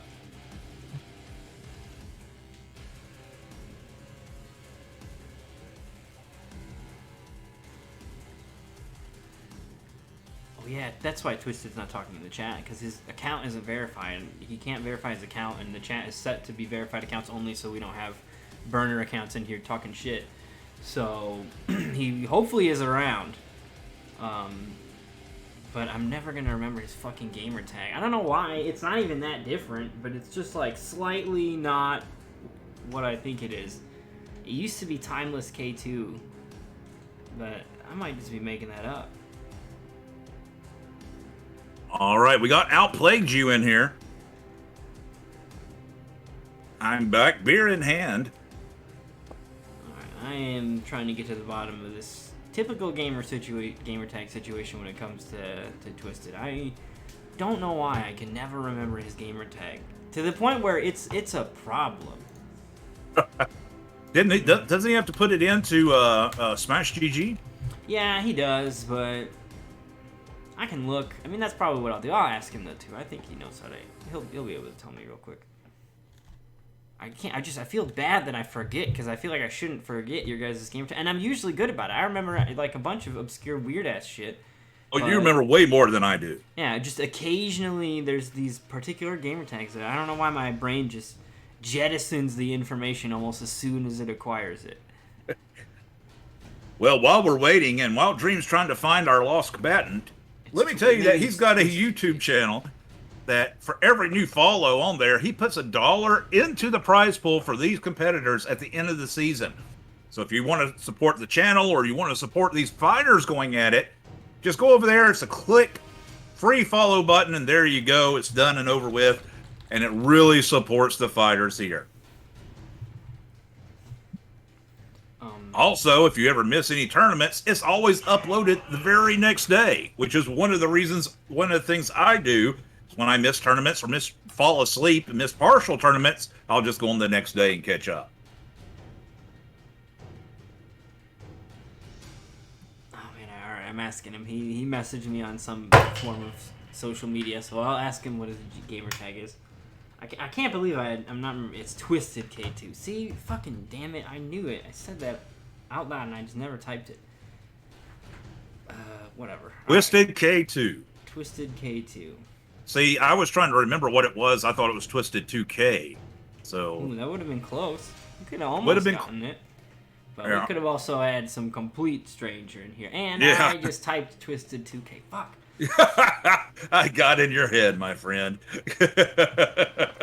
Alright, there he is. I wish I could search in my picture. I know what his picture is. It's always that little red scooter. Alright, so we got an invite. Outplayed has already joined us. And now that I've gotten to the bottom of what the names are, we'll be able to have our next competitor with us in just a sec. Absolutely. Here we go, boys and girls. This is going to be a fun match. Both these players are very good combatants, ready to throw down for your enjoyment. All right, we got Twisted in here. We got Outplayed in here. We're ready to go. Now, Outplayed has been playing a lot of the, what is it called, Sight Gas Cabal? Yeah, Sight Gas is the air zip-zop move. Yeah. Which takes away Cabal's only weakness. If you think about it, Cabal's major weakness from before all this was made legal was that he didn't have good movement, right? He was not very fast on the screen. He didn't have good mobility, and that Sight Gas move eliminates all that problem and makes him almost like Jackie. He bounces all over the place. This character has wild mobility now with the introduction of Sight Gas into the customs, and you see Outplayed hovering over it, threatening to unleash it here. And it's such a strong build for Cabal. The other thing, too, is, unlike Jackie, who has bigger flawless block openings, like the timing window on her jump-in attacks from Leap are actually larger, so that you have more time or a bigger window to do it. Cabal does not have that adjustment to his air Sight Gas move, so he can be zip-zopping all over the screen, kicking you in the face, and then flying to the other side and kicking you again. And flawless blocking that is not any easier, because if you flawless block it, they can't cancel it, right? Like, that shuts those things down. But unlike Jackie, it's not, a bigger window to deal with some of that really oppressive air mobility. And, of course, he's got the buzzsaws up there, too. Lots of options from this guy. Lots of options with this character. It really opened up this character as far as I'm concerned and moved him up the tier list. But when we say that, Joker is no slouch. Talking about tier list, this is a very good character. This is really far up there, but just like that, you see he's firing back. Goes for the amplification on the head knocker. All right, here we go. There we go. Uses the interactable. Here's the Sight Gas again, trying to get in close, but Joker doesn't even mind that you're in that close. All right, there's a nice throw. Throws him around back towards the screen side. Nice pokes, trying to keep him locked down. All right, nice, perfect block coming out of there. Here comes Joker back. Oh, he didn't believe in the string dream. He let it drop, and just like that, this Cabal backs up and then is right back in your face again. One more good combo from either one of these players, and it should be done. Oh, okay. He still has that fatal blow available, though, so a cancel into the forward throw is death. Trying to catch. Not gonna get a chance. Tried to catch him. Instead, Cabal wasn't there when you thought he was going to be there, and that, just like that, Outplayed you takes the first match, or the first round of this match. All right. There's the jump box. Going right back in, trying to keep him locked down in the corner. Twisted's trying to fight back out, catches him with the amplified overhead. Coming right back again. Oh! Looking at each other, throwing them back in the corner. It has been very tame so far. Both of them trying to feel each other out and find an opening. Gets caught by an amplified buzzsaw. Oh, Joker tries to fight out, but instead eats a crushing blow. Has to armor break out of it. Right into a throw. Outplayed you's on fire right now. Seems to have got it red. Oh, but he goes for the raw dash. That's not happening, sir. Spoke too soon. Fatal blow, and of course the cancel's available, but he tries to swing the body, and Outplayed you just gonna fly right over it. He's got a brutality as well as he tears the clown in half and takes game one. He had one of those jumping box things out too that exploded in the middle of the dash and just missed catching Cabal and knocking him out of that combo. Such a good job by both players there. Very patient. Let's see how they change their play style coming into this. Outplayed you's throwing on a lot of pressure. Twisted's trying to sit back and find his openings. One thing I suggest to all players as they come into this screen, take your time, make your game plan. You have 60 seconds, my friend. Unless you're just sure about what your game plan is, you can sit there and think about it. Think about what you did wrong, or maybe even better, what you could do better, whether that be a character change, whether that be a different play style, about how to open up your opponent. Yeah, definitely highly recommend taking advantage of those little moments of calm between the sets so that you can just do a quick reassess. This is a tournament set, and you know, there are some higher stakes than just your usual game, one could argue. So it can be important to just quickly evaluate, all right, what went wrong there? How did that come off the rails? And sometimes that just quick assessment will be all it takes to kind of put it in the forefront of your mind, the adjustment that is necessary, and you'll be making it in no time. We'll see if Twisted could have that happen here, though, Mr. Vort. Right now, he's thrown out a lot of projectiles. All of them seem to have gotten squashed down. Now Cabal's all over him. He hit him right there, and they just stood there. Did his controller die? Oh, no, he broke out there, so... Ooh. Coming right back. Okay. Got the amplified overhead. Going to whack him there. 185 damage. Nothing great, but putting damage on the board. Here we go. This Cabal's poking right back at you, trying to get you. There's a sight gas. Switching sides into the dash. Bam! Just like that. If he keeps it going, this will be about 360. Yep, 361 on the board. Gonna kill as well. This Cabal just keeps bouncing all over the place. And it kind of looks like Twist is trying to figure out a way to keep him grounded or at least open him up. Very, very difficult to stop Cabal from zipping over the place. Even gonna get around that interactable just barely. Was not expecting that, but we all saw it. So there we go, right back. Poke him right back. Trying to find an opening. There he goes. Oh, nice. Nicely get him out of the air with that projectile. Goes for the low amplified projectile. Oh, here comes the sight gas. Right back. Bouncing him, changing positions on the screen. Oh, Joker had something right there, but didn't believe, but then catches him again with a cane bop. Bops him on top of his head. There's the row patrol. Right now, Twist is playing really good. He's got him. Uh-oh, just as soon as I say that, into the dash. He has to armor break out, so not to take some huge damage there. All right, gets thrown. Going back towards the middle of the screen. There's a low. Doesn't work. Side gas catches you into the throw. That is a nasty combination. All right.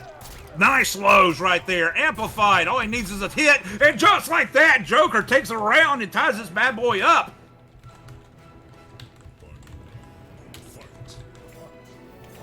Here we go. Poking back and forth with each other. There's a nice buzzsaw from the air. Catches him momentarily. Oh, nice pokes. Oh, nice! Nice way to catch him out of the air. Oh, that there's cane's those got swords, amazing though. range. Those swords are so great. Here's a Those quick hook swords? throw. Oh, yeah. The range that he has on them, plus their mids, you know, because, like, Joker has a couple moves with the cane that he extends the range on them, but they're highs, right? Forward 2 is a high. So, yeah, it's not quite as effective as those crazy range, and plus, you know, crushing blows attached to them, all the good stuff here when you're talking about Cabal. There's those mids again from the hook swords. Zips to the other side, only a little bit more damage left to do. Oh, get called out! Twisted with the read, but again? Oh, got him again! Take this cane, take it again. Just like that, we're a fatal blow away from winning this match. Oh, yo! There's the fatal blow, just like we talked about. And just like that, we're tied 1-1. Holy shit, Twisted with an insane fucking comeback. Outplayed you going for the brutal or some shit, and it just all falls off the rails. Yeah, yeah, you went for that brutality, and you've got to pay, senor. I understand you going for it. You had a big life lead, but Twisted showed that it doesn't matter how big of a life lead you have. I have the comeback potential to put some major damage on the board.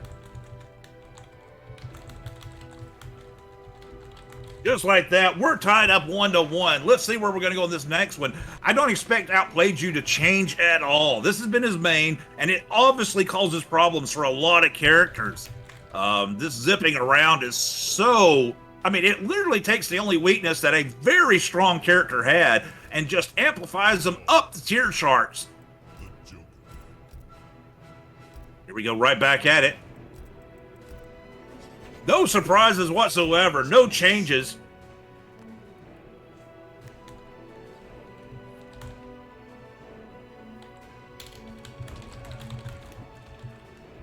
All right, going right back at it. Air sight, gas, and hook grab. No changes whatsoever. Just remember, we've got Jumpin' Jester, Bassy Pew Pew, and Getting Lit for the Joker Man. I am really surprised, Dream, that DC let one of their characters not only guest star, but one of the biggest things they had for so long is they didn't want to put like heroes inside these Mortal Kombat games because they didn't want people to see them get fatality. And maybe that's how they get around it. You notice they didn't give you a hero, they gave you a villain. And somebody that I think they're comfortable with them doing some murder too, right? Like Joker is vicious. I think canonically has killed some like key characters, right? In brutal ways. Yeah. So some of the shit that he's doing is not even outlandish. Ooh, secret tech with the fire. Don't see that often. Don't see that often. Oh, he jumped back in it for just a second. Oh, there's a down two. Catch you jumping. All right. The armor broke out. Was able to get some pokes in. Joker trying to fight back. There's another. Goes to the overhead. Yep, gotta be careful going for those. And he does have Fatal Blow available. We'll see if he spends it. Gonna cash out the damage. Oh, just like that. Just before that breakaway came back. I think if it's not enough, it's right at it. Oh, no, looks like he's going to live. This is going to be close. He gets up, throws an air hook. Still has his defensive meter left as well, so he'll be able to survive chip out attempts here. Oh, the scramble. Oh, but gets over the cane. And just like that. Outplayed you, put one on the board. Let's see if we keep going. Think about it, Twisted still got his fatal blow. Outplayed you does not. That's a huge resource. Catches him with the armor break, though, into the crushing blow for 329 damage. Can't be pushing buttons when he does that combo. There we go, right back. Goes for the air hook sword. Doesn't work. Come right back in. Goes for the low. Be nice damage. And he's got him caught in the corner. Let's see if he can keep him there. Oh, he tries to roll patrol. Twisted says, no, sir. This is where you're staying. Lockdown. Okay, here we go. Outplayed you finally finds a way out. He'll get a full combo here off this as well with the air zip zop. Back to the corner with you. 325 in the damage department. Not bad at all. Oh, he opened him up. Back. All right, Joker's got access to his fatal blow here. So one hit could put that life bar. I don't know if it'll kill, but it'll put him really close. Oh, goes for the jumper Jester. I thought he was going to go for Batsy Pew Pew for the low. He kind of ducked over it, but instead goes for a jumping Jester, gets caught by the hook sword, and just like that, Outplayed you goes up 2-1.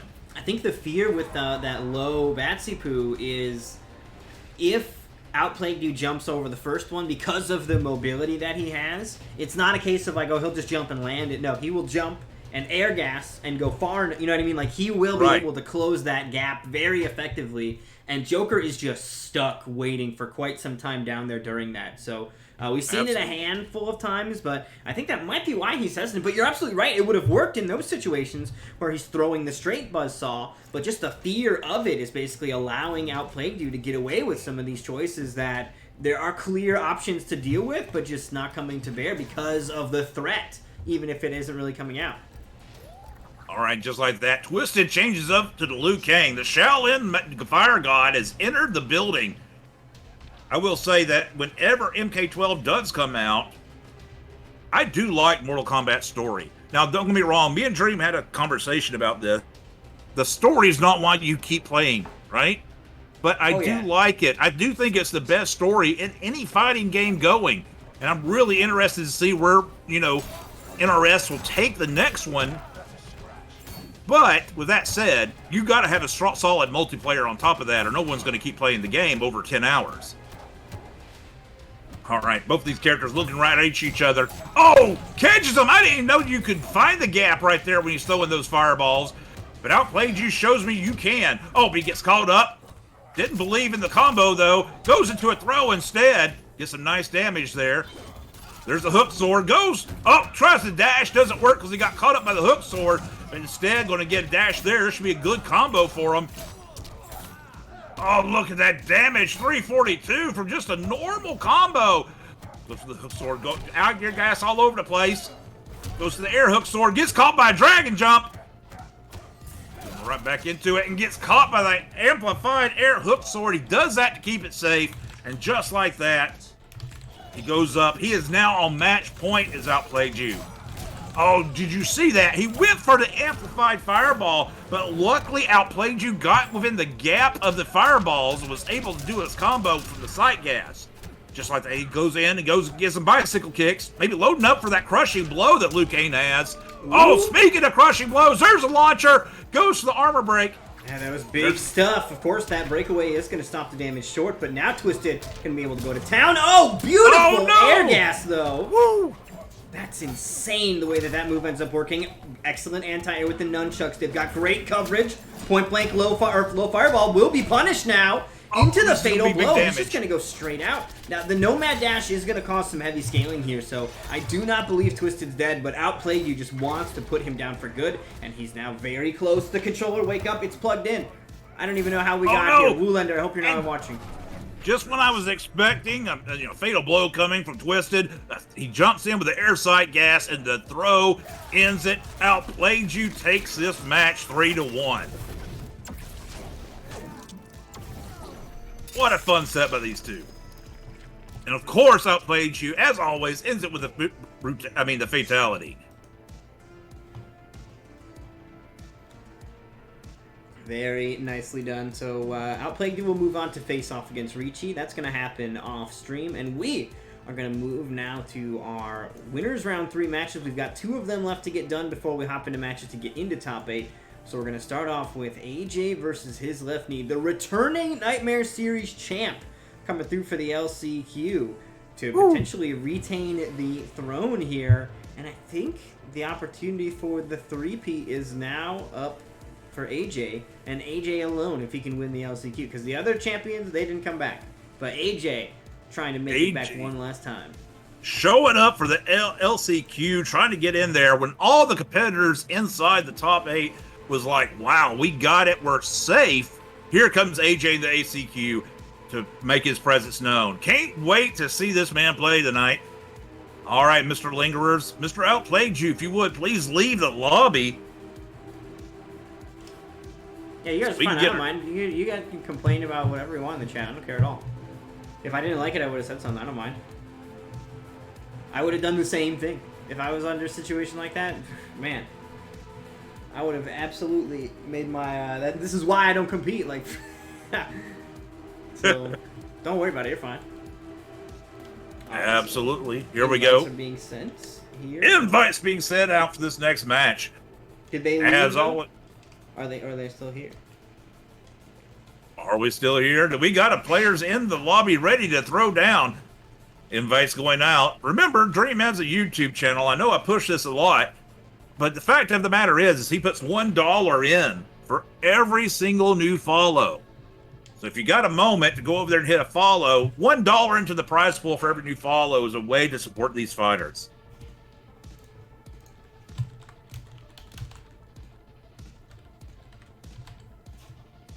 Here we go. We got AJ showing up.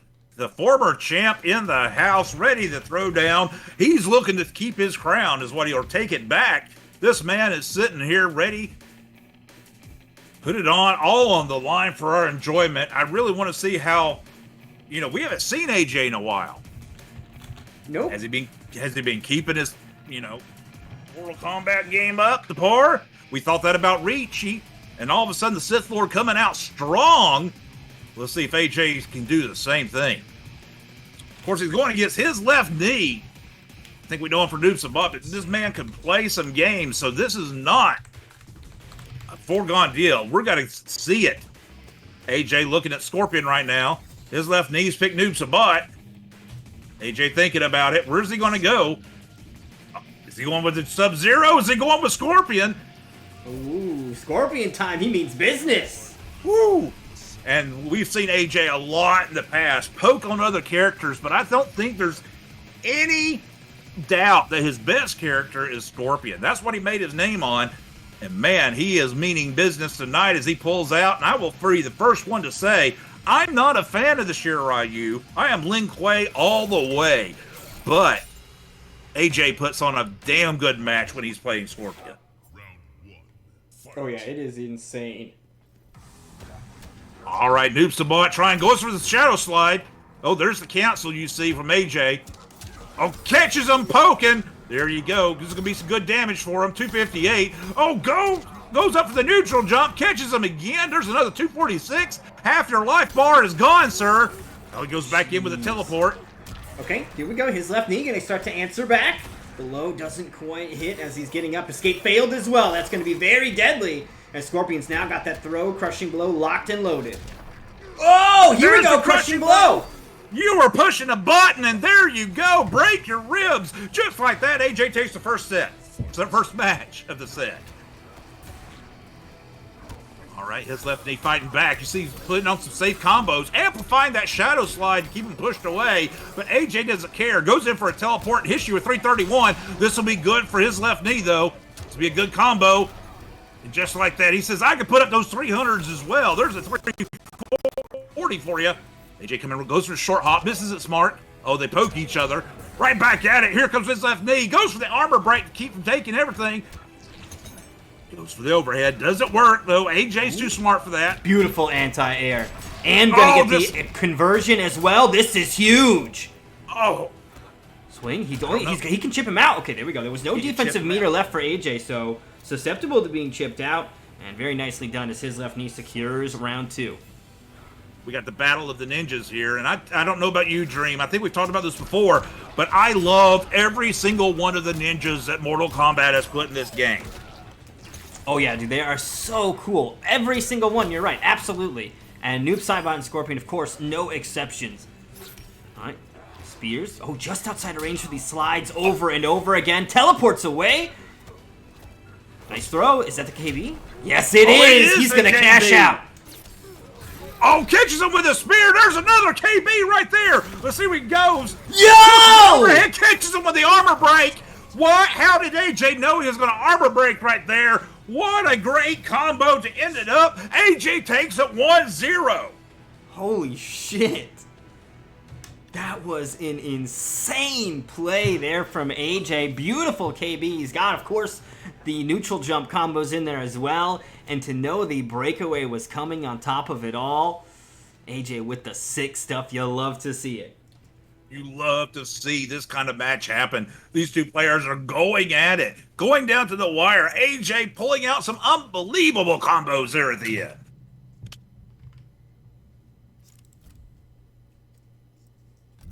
All right, going right back at it. No hesitation for his left knee. He knows where he's going. He's going with the undead one, the X-Lin Kuei, the original Sub-Zero.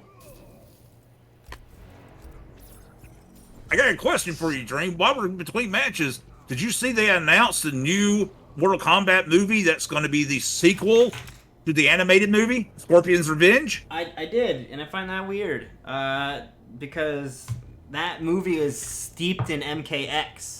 You know what I mean? Like, it's the old characters and designs, and old voice actor for Scorpion is the voice actor from MKX still.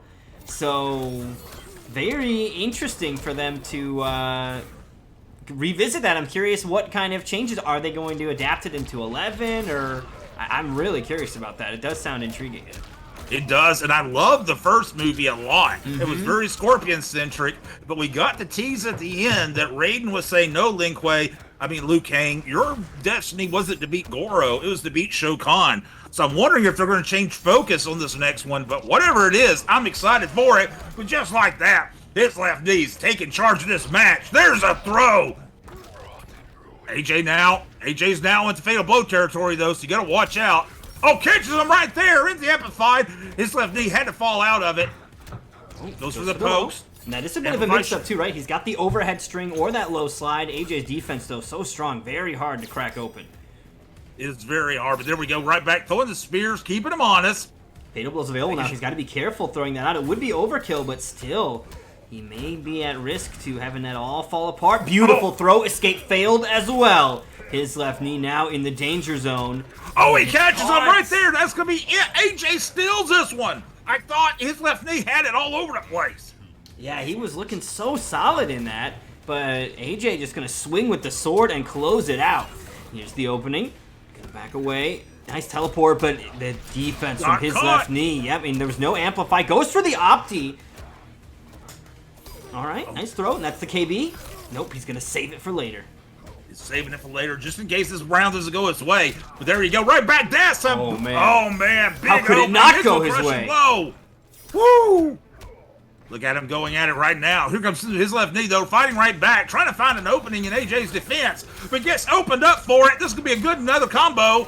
This might be. Oh, it's one hit away. Or 6.10 health left, and the overhead will go unblocked.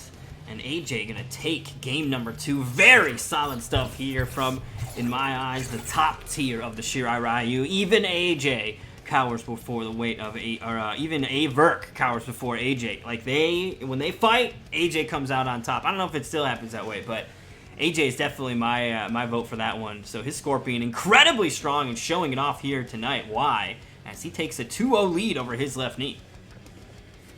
Absolutely. His left knee is looking at a daunting prospect. He's got to do a reverse 3-0, but he's got the skills to do it. But he's got to think, oh, he's going Cassie. He's had enough of the undead right now and is going with Cassie Cage.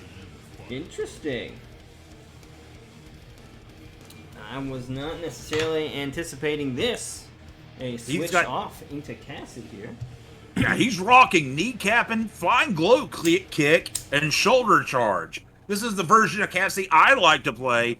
Very fun version. Let's see if he's got an answer, though. He thinks that this is the answer for this Scorpion pick. All right, going the pokes. Nice.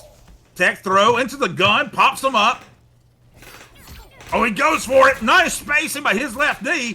He has to break out of the combo, AJ does. Catches him again with that low gunshot. All right, poking each other. AJ opens him up a little bit into a throw. Mid-screen throw, not bad. Looking at each other.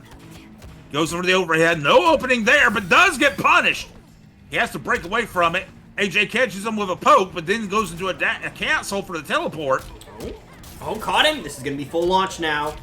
Nice side switch combo here as well from his left knee. Straight into the restand. Catches him with that low gunshot, a risk, but he's willing to take it, it would appear.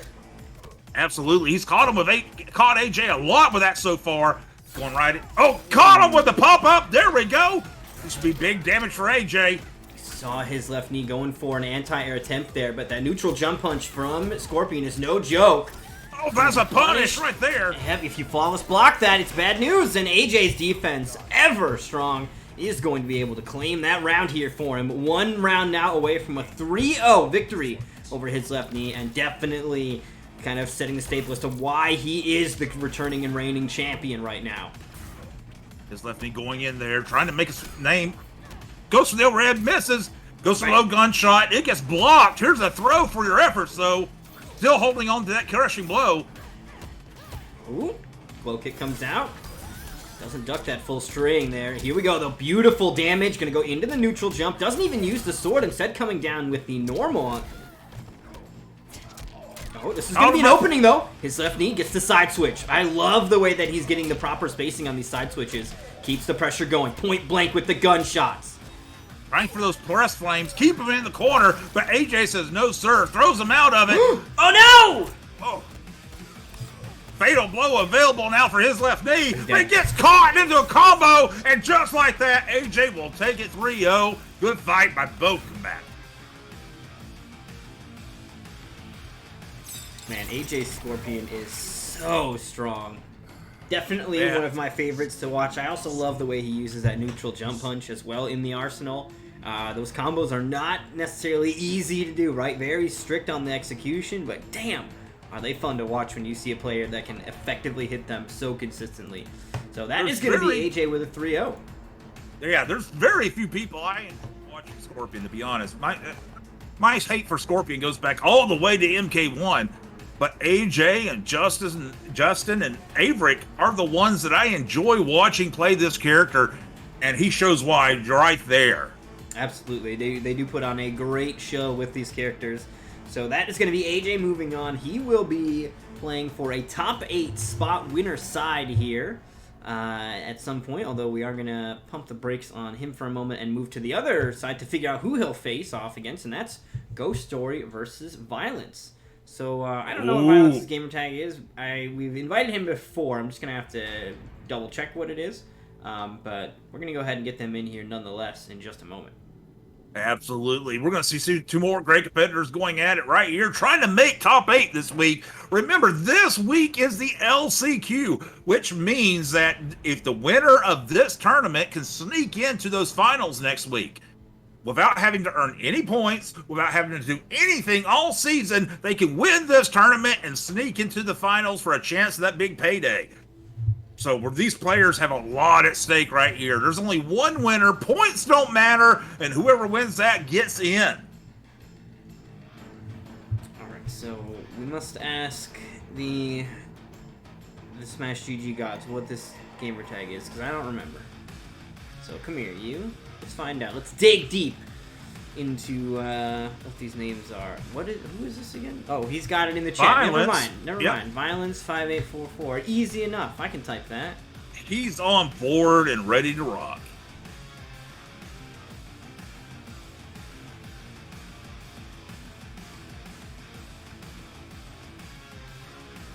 Alright. There we go. Immediately located. Invite is coming right at you. That's the way we like doing it. No deep dive included. Violence is in this, going to go at, trying to make his run for the top 8.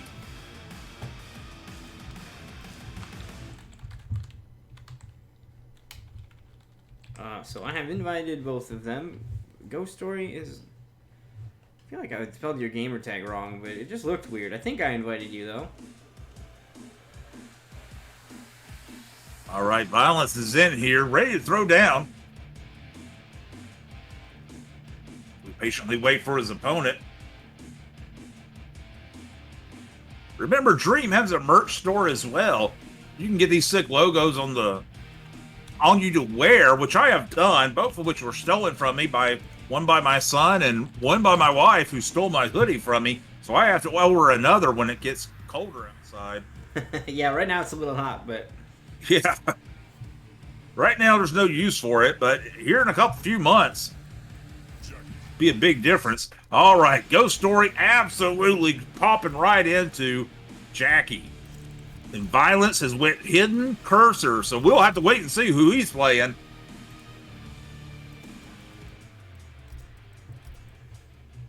All right. So Jacqueline Briggs, no big surprises here from Ghost Story. He's commonly, playing Jackie as of late. All right, Richie 131. And we got a Noob Sabat. Dream, I cannot tell you how happy you must be for all this Noob Sabat love that's come in. Him and Spawn over the last few weeks have been huge in these tournaments. Ooh, plus frames. Yeah, it's been kind of crazy the way we've been seeing the uprising of noob players here. And they've been making it deeper and deeper into our brackets here. I haven't seen a Noob Saibot take the whole thing home yet, but we'll see if this week is any different. Well, right now, this Jackie's all over him, hit him with the plus frames, and he's on fire. Watch your toes, senor. Just like that, he burns out. Violence desperately wanted to get away from that, but I think a forward jump would have been too deadly because Ghost Story would have been able to anti-air, etc. And staying in the same spot meant landing in the fire and burning out. So Ghost Story, with the tactical setup, gonna close out round 1. Really solid stuff. So far, though, Violence looking pretty strong here in round 2. As soon as I say that, though, the opening is presented, and Ghost Story gonna go full launch. Breakaway's already been spent, so no worries about that damage getting cut off. Got him in the corner. This is not B versus Jackie. Just like that, Violence trying to catch out. Catches her with the amplified teleport. What was that? What just happened? I'm not sure. Yeah, I'm not sure what happened there at the end of that combo, but he goes for another one again. Is he using the forbidden move? I think he is. Shadow Strike or whatever it's called? Weird. And it didn't even work. What the fuck? Oh, got caught with the anti-air. You're on fire. No, yeah, you're dead. gonna burn out. There was nothing you could do in that situation while you're on fire, and she's throwing more on the ground. Yeah, Jackie is so crazy good in those kind of closeout situations. She can not only at like the one range, but at multiple ranges set up a unblockable means of just siphoning off that last bit of health you have, and it goes through defensive meter, right? So, you know, the game has a last breath mechanic to prevent being chipped out, and that is not chipped. So the fact that that stuff can be lethal and kill you is very, very deadly, and she's got multiple ways of applying it. Yeah, Jackie, in my opinion, one of the strongest characters in the game. I don't think anybody would dispute top 3 that. for sure. Where in the top 3, up for maybe a debate, but top 3 I think for sure.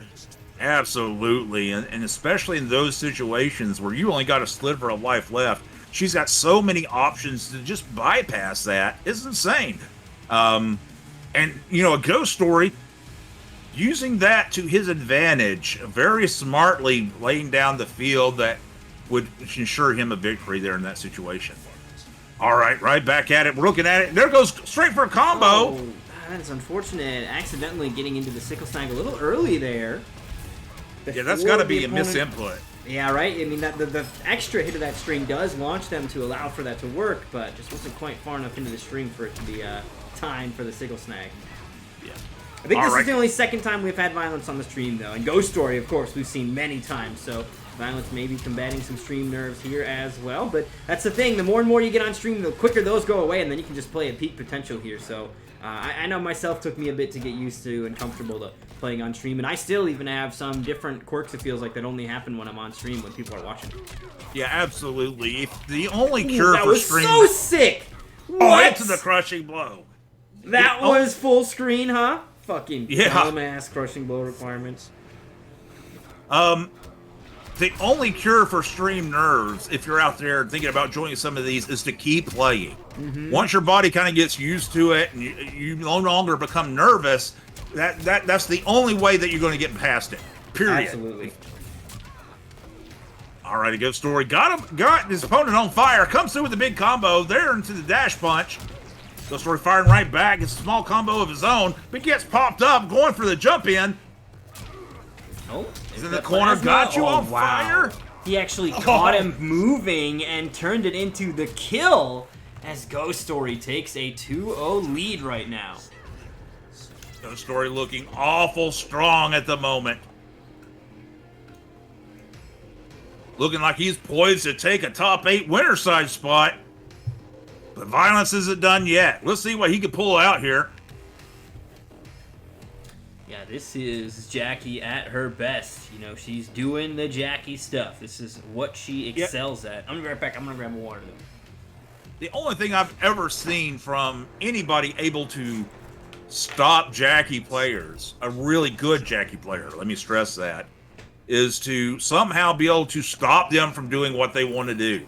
I know that sounds kind of cliche and kind of vague, but every character that kind of works different. You have to pick a character that can shut down her jumpiness and her fireballs and her pressing of buttons and all this other stuff, and you have to have experience playing that as well. If you haven't had experience playing a top-level Jackie or a high-level Jackie at least, it's very hard. It's very hard. All right back in it. Goes for the combo. Ends up with that upper sickle snag again. Doesn't hit. Instead, Ghost Story goes right back in. Got you on fire now. Firing back in.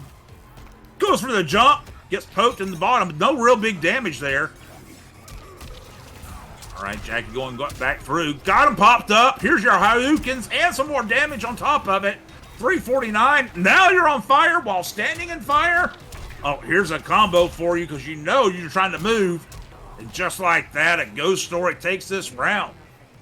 He is one round away from match point. I mean, from winning this set. He's on match point right now. Catches you in the corner, double fire with some combos on top of it. This Jackie is very oppressive. Still going for the plus frames. Going back in. Oh, catches you again. Catches you with the overhead. That's a good job. But now you got to handle this fire while you're burning. And I'm putting on the pressure. Oh, that's a crushing blow. And a pop-up. One thing away. He just throws fire on the ground. And just like that, a Ghost Story takes it. That is so dirty, too. Like, he doesn't... Not even trying to close it out big fancy. Just... uppercut, and I think he might have actually done that in action at the forward 2 or whatever, but just uppercut, put the fire down and then just patiently wait for the victory. And that's exactly what comes his way. A 3-0 here over Violence. Unfortunate that was both of their first games of the day, just because of the DQs that we had here. But is what it is. People haven't been showing up. Not much that can be done about it. We can just trek on, and that's exactly what we've done. Let's head back to our bracket here. Well, we are now going to be moving into our matches for top 8. There are 4 of them left. We're going to run all 4 before we are done for the night. So let's go ahead and start off with Recess versus Izzy. Izzy was looking to get on stream. So we'll run Recess versus Izzy, and then we'll go into Gorilla, Robitussin, and Cam, as well as AJ and Ghost Story to close it out. So let's go ahead and get Recess and Izzy, though. Absolutely. Both of these good players, but Izzy, I've said it from the first time I ever saw this boy play, he is a prodigy. He can take so many characters and make them look incredible. This boy has went all the way with RoboCop. He's done it with multiple characters, and often plays just different characters just to be a troll. But he's so good at all of them, it almost seems not fair. Yeah, Izzy is an incredibly talented individual. Very curious about who he's going to play. Will he perhaps bust out Shao Kahn, maybe? Recently buffed and turned into a character that some could argue is viable, but haven't really gotten to see the full results of that. But we are going to be able to see Izzy in here in just a moment, and that is something I'm looking forward to. I'm not quite sure if he's viable, but he's definitely better than he was. Right? You know what I'm saying? I actually think all characters in the game are viable. It's just how much work has to go in it. And some characters have much worse matchups than others. So I guess he moved up the tier list. I don't know if he's high up the tier list, I guess is what I'm trying to say. Yeah, I don't think that he went to numero uno, that's for sure. But I do definitely think that he, it was good stuff for him. It wasn't bad, right? That's right. So these are good things to have happened to the Shao community, and we'll see how they end up working with those things. Of course, there are other things that still I think need to happen to really shake the game up. The uppers are still way up there, right? So we'll see if they make any of those adjustments necessary. Personally, I just want to see some of the variations get shaken up a bit. I would love to see that as well. Of course, and I've played every NRS game there's ever been, and there's always been uppers. I do commend NRS that even the lowers are viable in the right hands. With enough work, enough play time with high-level opponents that you can kind of figure out. So they are viable, just some of them have a much harder time than others. I commend them for that. But just as much as I love Tremor from MKX, you can't say that man's not broken. Yeah, Tremor is pretty wild, and that you see Tremor in a lot of the results up near the top now for people that do still continue to play the game. I think Champions of the Realm is going on right now from Destroyer. I'm curious, the way his events work is the winner kind of qualifies. It's not like a point system, so once one of the Tremor players makes it, they're kind of not seen again until the finale. But I am curious how that's going to end up going. And look at this. Izzy going all the way to the bottom of the tier list. He's busting out the Rambo. But Rambo versus Joker, gotta say, not an awful matchup. Not an awful matchup. He can really lame it out, and Joker does not have great tools for getting around that lameness, and doesn't have the health to do it either. I will say that Rambo, like you said, is at the bottom of the tier list. I would 100% agree with that. But he's also the character I have the most fun playing, right? When I'm playing MK, I want to play Rambo just because I find it to be fun. Here comes the catches him with that command grab. Throws on the Claymore, trying to respect his space. Now beware, that Claymore can work both ways, but that's not so much of a threat against a Joker player. Against someone that can teleport, that can become a real big problem. All right, throws out his Jack in the box. Claymore goes off, instantly puts down another one, gets caught out of the combo he thought he could get in. Comes Recess, putting on the pressure though. Rambo can't run away from this now. Rambo's going for it. Oh, gauges him with the drop kick, and just like it's WWE, Rambo takes the first one. Man, those boots coming right at you. Izzy, round 1 in the bag. Good defense as well as that Jester comes down from above. Look at that, setting the Claymore up underneath the gunshot. Almost gets popped up into it, but instead Recess moves right into it.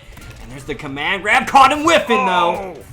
Caught him whiffing, has to break out of it, Dude. and then gets out of it and does it of his own. Izzy did that on purpose. That was Absolutely. so smart. And look at these setups with the Claymore. He's getting cooked right now by these Claymores. We have said it so many times. I don't want to focus on it, but I really am not a fan of this breakaway system in MK. You can make the right read, and that was exactly it. You make the right read and still get punished for it. It is, but very smart by Izzy to realize that's there and to use it to his advantage. Wow. Yeah, he just waited for Kapow to come out. It's perfect time to break away. The whiff on it is real bad when you break through it. And the ability to do that netted him huge damage and turned around. And now he's got Rambo on the board. You know, we were talking about him making it work with RoboCop when RoboCop was considered bad. Izzy is just looking for the characters that would arguably present the biggest challenge for him to make them successful. And he is still finding success nonetheless as Rambo puts one up. And the problem when playing someone like Izzy, right, is he can effectively counterplay you with the whole roster to counterpick. All he has to do is win the first match, which he just did. So even if he loses right now, he can directly counterpick whatever you pick from then on out and play it at such a high level, it's insane. But let's see if Izzy's in troll mode or is he in I'm going to win this tournament mode. Those are two different Izzy's, which at his age, I understand 100%. All right, going back at it, right? We've picked air sight gas, trying to get in there, get over those claymores, but you get knocked out from the anti-air. Oh, gets cooked by the hook sword. That claymore's gone now, and then I've got you in the corner. Let's see what Izzy can do. He goes for the command grab, doesn't work, puts him back in the corner. Oh, gets opened up. That's not safe, sir. Has to do the breakaway. Here's the pressure for you. Gets the command grab there, though. So this is the character that I think Recess plays a lot more of is Cabal, and I also got to say I hate this matchup as a Rambo player as well. I think that Cabal does quite well against Rambo just because of the ability to kind of take to the skies and avoid a lot of the nonsense. So I'm really curious how Recess is gonna, or how Izzy's gonna approach this matchup. Though so far Recess in control until the fatal blow comes out. That's gonna kill Mr. Vort. Absolutely.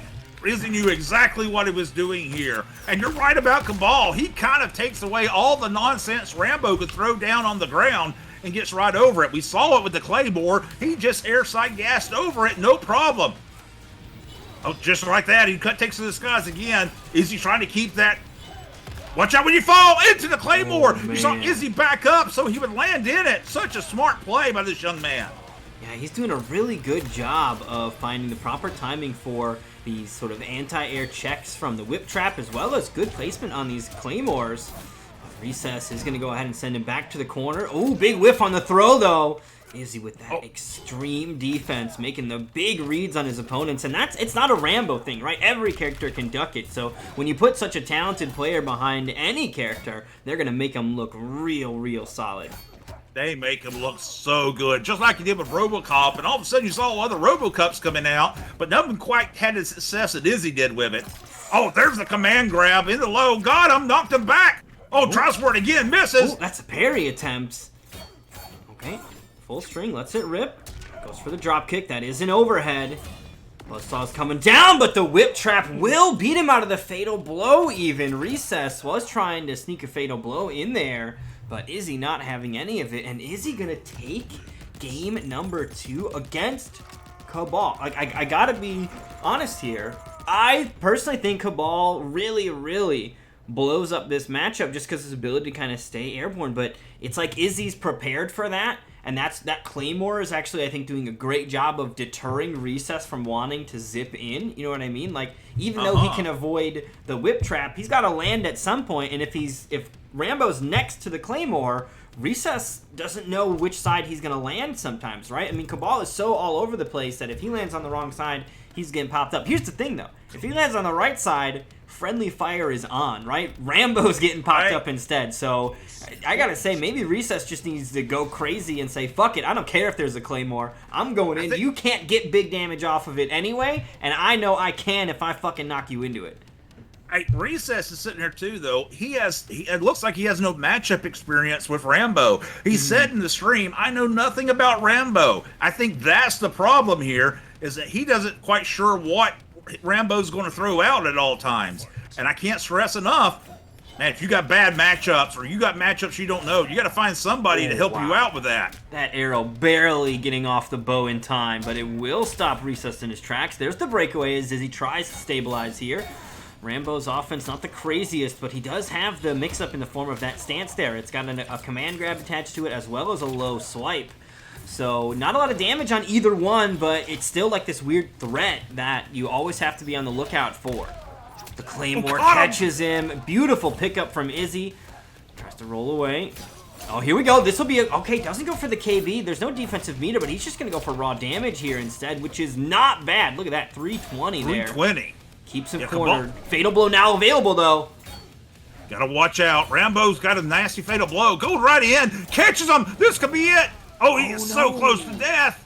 I thought he had him there, Dream. Yeah, he was afraid of the breakaway, so he opted to go for the armor break. But now that's going to give Izzy the chance to come back. Oh, my goodness. The throw. Oh, what? Crushing blow. He didn't jump for 10 seconds? What? Didn't he just get knocked down, I thought? I thought he did. What? And just like that, you should be playing the music. Rambo takes that first round. Izzy's on match point with this Rambo pick. I could have swore that he just got knocked down. I thought he got knocked down too. And that counts against that 10-second timer for that crushing blow. Yeah. Izzy going in strong. Got him in the corner. There you go. Get him some good damage right here. Puts 220 on the board. Uh-oh. That jump, if it doesn't hit right there in his face, you know it's going to get punished. And just like that, Rambo comes in. There's the command grab. Gets him, knocks him away. Oh, zipping in. Here we go. Izzy could have finished that and got a crushing blow. Recess got to commit to these. Full string. Oh, goes for the reversal command grab, but Recess now is all over the skies, just completely overwhelming Rambo here. 40% combos coming out when he catches him as well, and that's going to close out the full life bar as Recess puts one up. I think that's what he needs, is that real heavy offense. Yeah, I think Recess is catching on to what Rambo can or cannot do now. Oh, just like that, catches him and throws him into the corner. Here's to be some good damage for him. 290, nothing to sneeze at. Ooh, Rambo trying to fight out. That's going to whiff, though, on hit. All right, swinging with the swords yet again, but now he's close enough for that dagger of Rambo. Big throw here, sends him out of the corner, perhaps fishing for an escape fail. Not going to find it, though. Okay, gets caught by the low whip trap. Oh, runs right into it. He didn't see him put the Claymore down. Oh, there's another one. He's going to push him into it. There we go. No conversion, though. But there he's now making the Claymore work for him. Oh, catches him again. This won't be big damage. Zip into it. Just fly over it and start pushing him back into the Claymore. Oh, no. He walked into it. That's okay. That gives him fatal blow. He's got to watch out. Yep, he can fatal blow through one now, actually. There he goes, right there! Just like we were talking about, waiting for Rambo to move and then jump on that opportunity. I don't think it's going to kill here, though. Rambo is going to barely survive, and man, survive is what Rambo does best. 30 seconds left on the clock. He's got the arrows as well. Only needs a few more hits. Recess starting to chip away, and there it is. The hook sword's going to have the range necessary for Recess to take game number 3 and put an end to Izzy's streak. But, man, I mean, Izzy can easily switch to a different character, and honestly, his Rambo is already looking terrifying.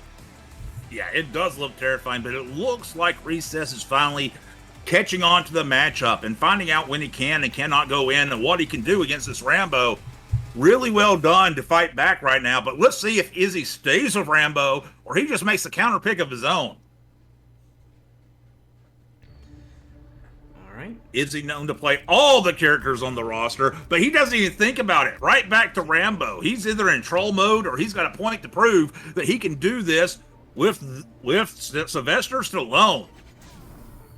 So Izzy Making this happen with Rambo, which is such a treat here for those Rambo players, myself included. I genuinely enjoy some good Rambo play. I've been playing Rambo because he's fun, not because he's good, and Izzy definitely making him look very fun and real strong use of this Claymore. You know, even with counterplay, it seems like Cabal is struggling to deal with this. You know, getting around the Claymore has not been an easy task here for him. Oh, tries to wake up attack. Doesn't hit. Instead, right there, he's going to block it onto the Claymore again. Another reset. Oh, if he would have blocked that, he could have pushed him back in it. I love that Recess is now just getting super aggressive, though. He's sick of the Claymore, so he's looking to just take to the sky and try to challenge it, but it looks like Izzy knows he's doing that too. You see his response here now has been to start jumping back, start throwing his own air normals out there as well, so Recess gonna have to maybe try to nomad dash across it. It does take a moment to activate, so depending on how quick he is, he might be able to get around it. A nice drop kick. You know, if Rambo gets 2 of those in a row, that's also a crushing blow. Right. Oh, tries to push him back. Oh, there goes the Claymore. It's gone, but instantly Izzy throws another one down. I gotta say, I think Recess should try to nomad dash across a Claymore the next time he puts one down. Because I think he can get across it before it activates. If he's looking for it. There it is. He's gonna get the launch. There you go. The big pickup too. Doesn't go full damage though on that. I'm sure he didn't know exactly what the route was. He'll land in the Claymore on that one. 2 again. He'll land in it. You're gonna get poked into it. Too close. That Claymore play, I will say from personal experience, is so fun to do. Trying to outsmart your opponent into damaging themselves. But right now, Recess is going for the win. Oh, he gets caught up though. This is gonna be amplified command grab. It's not quite enough to kill. Let's be close, but just like that, Izzy takes it. Beautiful use of that leopard crawl mid command grab in there. So Izzy gonna secure the 3-1 victory over Recess. I think, yeah, that is maybe the other thing that Recess could have maybe done is, you know, Izzy was going for a lot of raw Claymores, and I think if you Nomad Dash immediately, you can get past the Claymore before it's active. And the way that Nomad Dash works on hit is you go to the other side of them, so he'd be in perfect position to start pushing you back into it.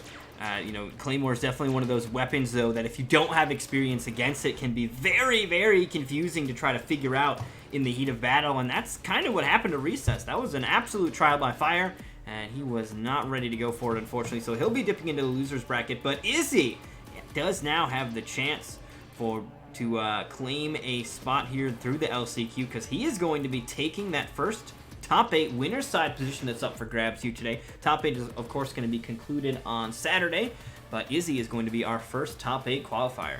Let's go ahead and move on to our next match, though. It's Gorilla de Menace versus Richie.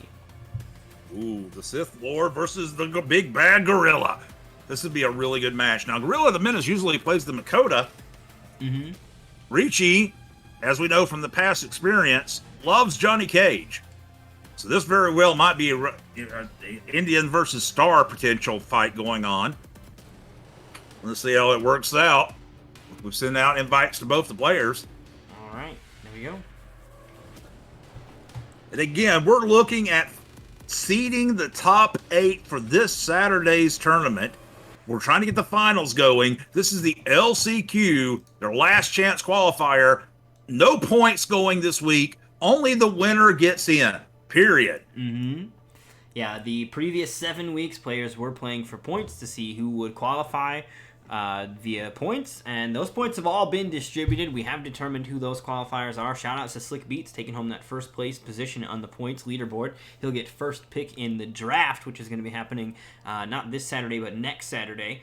So, you know, this match, though, this tournament here, it's for those players that maybe didn't have enough points, so mathematically it just wasn't going to happen for them at some point. Maybe didn't have the time to enter a bunch of tournaments, but felt confident that they could enter just one and take the whole thing and make their way into that final spot here in the finale. Right now we're running Gorilla, and then after that it is you, Robitussin, to close it out. So Gorilla versus Richie is who I've invited now, and then you are going to close us out for the evening with your set versus Cam. And these are all winner side matches here, so this is going to determine who our winner side top 8 is. Izzy's already in there. AJ and Ghost are going to have to play off stream because Ghost has an event with Slayer that he needs to make sure he is available for. But we're going to make sure we have these other matches here do happen on stream to figure out who is indeed going to be making it into our top 8. Looks like we already have one of our competitors here. Richie's ready to go. And Gorilla going to follow suit right after. Let's go. All right, 2 very good competitors. We haven't seen Richie in a while. We saw him earlier. Was that excellent Johnny Cage play? We had concerns that maybe his layoff. He hadn't been playing MK, but it looks like he's been playing all along. He hasn't lost a step with this Johnny Cage. Let's see if he's sticks with Johnny against the Makoto, if that's who Gorilla ends up going for. Richie, just like we called it. We're looking at Makoto versus the Star Power. Let's go. I genuinely enjoy watching Gorilla play Nightwolf, one of the very few players left Absolutely. that still plays the character. And I gotta be honest, we don't see a lot of Johnny Cage. I want to say maybe Frosty Llama is the only other consistent Johnny Cage that we see a lot of. But Frosty Llama, I've said it many times, I prefer watching him play Kotal Khan. He has a really strong Kotal Khan. So Richie, though, Richie is the, I think, de facto Johnny player here from Xbox, and definitely making us all aware of why. All right, Gorilla catches him with that raw Rhino charge. Goes for it. Ooh, Gets the blocked, interrupts. knocked out of the combo. Look at that. Richie knows this matchup and knows it well. All right, Gorilla trying to go back in, trying to put some pressure on. Eats a fireball to the face for it. Amplifies some arrows, but here comes that Johnny. You know, he's got plus frames for days, and that's what he's looking for. Goes with a neutral jump to get in there and do that 250 damage combo. That's kind of what you're going to look for in this version of Johnny Cage. A lot of smaller combos, but a lot of pressure. Absolutely, and he's going to be able to eventually just overwhelm you through that. So far, Gorilla in a bit of trouble. Not a lot of life left in the tank. The stray fireball will catch, and that is going to be round 1 going to Johnny Cage and Richie.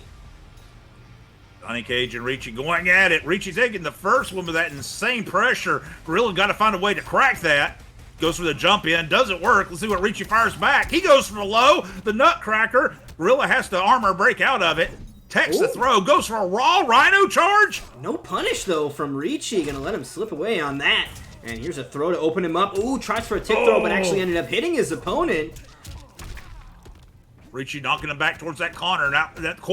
Now, this is where Johnny Cage wants to live. This is his home. This is where he does most of his damage. And just like that, just like we talked about, 294 in the combo in the corner, Johnny Cage thrives here. Oh, wow, that actually didn't catch. That was even on block, it looked like, but it did. Richie not going to be opened up by that tick throw set. It must have been not holding block. I think some of those tick throws you have to actually hold block. So even if you let go of block, even if you're not ducking, if you just let go of block, it no longer ends up actually working as a tick throw. So Richie gonna make that grab whiff and the punish, and of course the teabags that come with the Richie classic as he claims game 1 and puts himself in the lead here.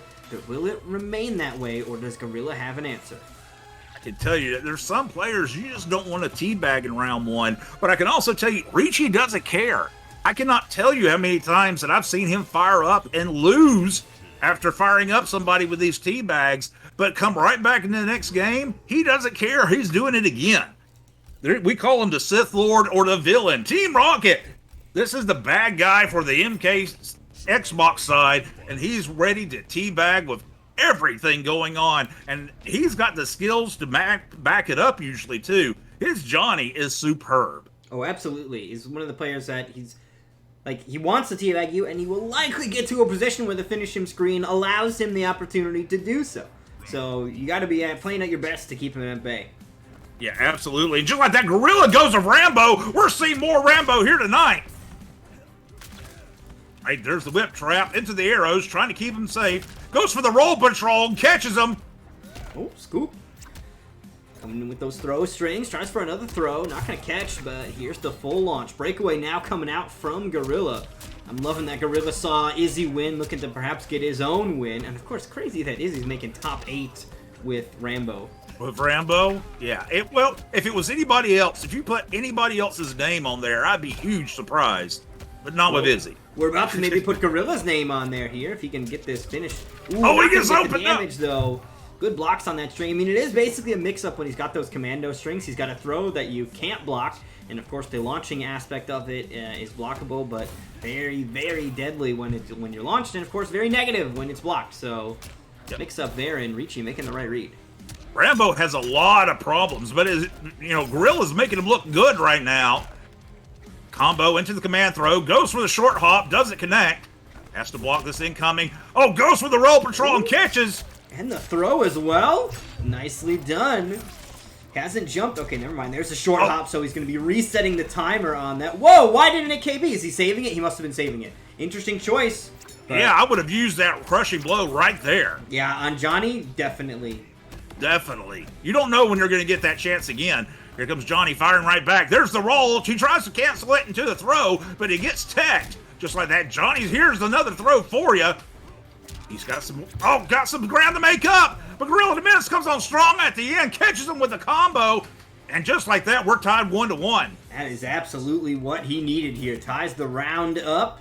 And that amplified roll there, I believe, is plus on block. So it's not only safe, it's plus. So you're not able to challenge afterward, and it allows him to kind of get in. And he doesn't get like up close and right next to you, but he gets at a decent kind of Rambo position where he wants to be to start, grabbing you with grabs or hitting you with some of those longer range kicks he's got.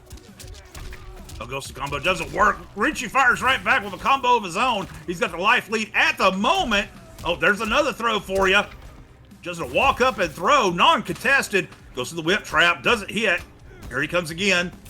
Oh, goes for it, catches him that time. Goes for the roll. Now all of his amplification's gone. He's gonna have to hold this for a little bit. Does the wake up attack. You got him. Okay, goes for the armor break, but Richie not gonna take There's the bait. But there's the blow we back were to talking back. about. Saved it for later when it was absolutely necessary.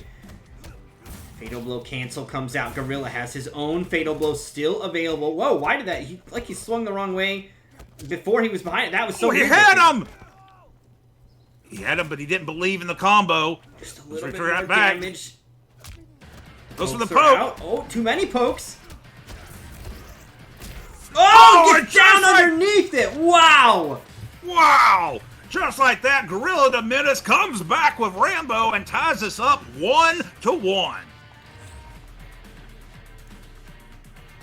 Maybe Gorilla's thinking, Richie's been gone for a while. I don't know if he's played many matchups against this newer character. Let's go for that and see if it works. And for this round, at least, it sure did. Very nicely done here by Gorilla the Menace, putting a game on the board here with Rambo. Rambo winning yet again here. Strange happenings in the Nightmare Series LCQ.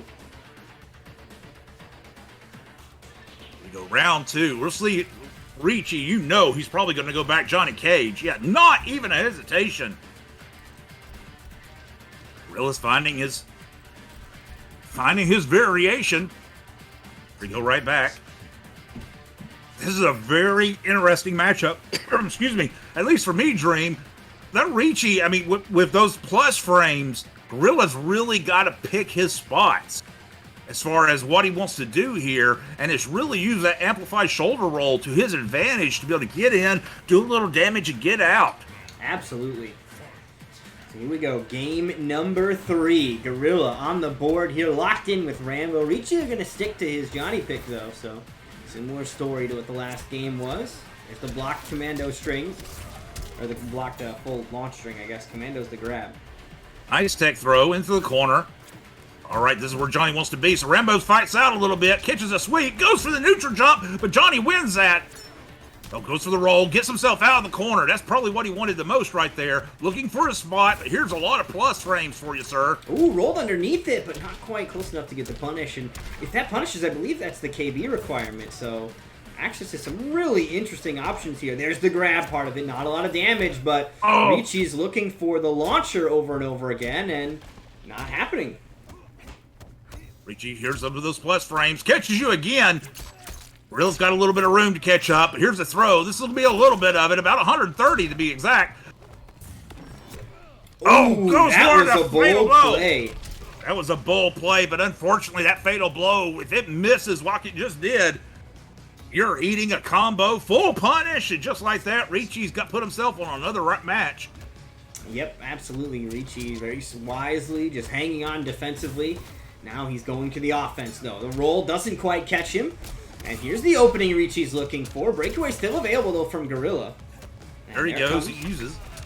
All right, Richie catches him, going for the armor break, catches him with 204 points of damage. He uses his plus frames. Let's see if Rambo can handle it. But right there's that crushing blow from that shoulder roll into the... I love that Richie's not taking the bait on these breakaway points, right? Like, he is not panic breaking at all. And Gorilla, despite having gone for the armor break, has not been able to make it happen.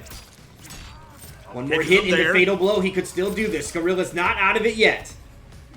Gorilla's trying to throw down some frames in the zone. Here comes Richie right back. Gorilla answers back. Oh, but just like that, those plus frames win out there at the end, and Richie takes another match. It's 2-1. Richie, the Sith Lord, over Gorilla the Menace. Right now, let's see. That string is a very big risk. If it's blocked, very bad day. And Richie just hanging on defensively there. I mean, if he would have gotten hit by that string and launched, he would have died. And if he would have gotten thrown, it wouldn't have been a big deal. Like, he still would have had enough health to survive. So I think, you know, if you look at what, you know, the weight, right, that was an educated guess. And I think that Richie knew that it was just healthy for him to hold block and potentially not lose the game, or, you know, maybe get tossed and not really have to worry about it. So smart play by Richie. Gorilla gonna lock in with Gorilla here, or with Rambo here again, though. I'm really liking this kind of switch here. It seems like if the character's got a bow and arrow, Gorilla's down to give it a whirl. Absolutely. I'm all for that. All right. Gorilla's with Fubar, hidden M60 now, and Commando. That hidden M60, it's a nice little move, but it takes a while to get off, in my experience. All right, he's fireball to the face. Gorilla tries to go right back, but those plus frames of Johnny get him. Cool. There's into the throw. Oh, goes for the uppercut. He thought he was going to jump in there, Dream. There's that M60. He's got the guns now? This is wild. I think the guns are awful, but I think do too. I've been proven wrong before here. We'll see if Gorilla can make him work. He had to drop out of that. He went for the throw at the end. There we go. Catch him with a nutcracker. Had to armor break himself out of that. Here's some plus frames. Eat some of this for a while, Richie says. Sith Lord going in, putting up some big damage. Misses with the last hit, but that's all right. Did most of what he wanted to do. The M60 fires out. Actually hit wild. Oh, that's a YOLO slide, but no punish. Richie letting the game slip away. I think that rock string is punishable too, jab punishable, so. It catches him there. Oh, catch him with a throw. Either one of them, one more combo could be it for him, Dream. Richie goes out, goes for the cancel. Good throw tech. Oh, the slide. No, Richie doesn't know how to punish the slide. I don't know how to punish the slide, so I don't know what to tell him. But I think he's got to do forward 3. Goes for the hidden M60. Gets some pushback and chip, if nothing else from that. Richie trying to go in. Catch him with the plus frames. This is where Johnny Cage excels. He has some huge damage in this corner. Gorilla's got to be careful of it, though. Oh, just like we've talked about. Oh, 392 right in the corner. Oh, no, Gorilla. So much damage here. You got to get out of there. 130 on him right now. Goes for the short hop. Doesn't hit into the throw, and just like that, the Sith Lord says, no, I'm taking top 8 this week. No teabags, though, huh? No teabags this way with a brutality as he feeds him a trophy, and Richie takes the game.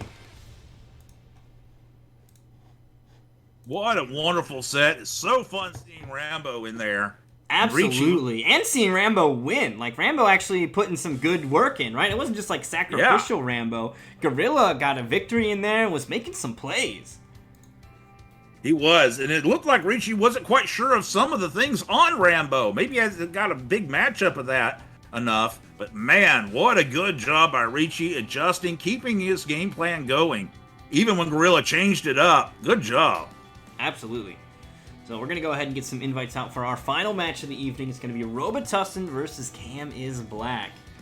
So Cam took a bit of a break to hang out and play some MKX, I believe, and, you know, came off of an incredible win, eliminated Sonic Fox from Twitch Rivals, so very, very strong plays from Cam. But Cam took a bit of a break from the Nightmare series following that, but making a return here as we go into our LCQ. So trying to sneak his way back into the finale here.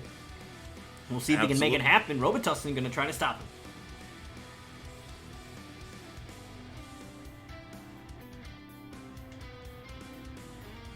Alright, so invites have been sent. So our players should hopefully be joining us shortly.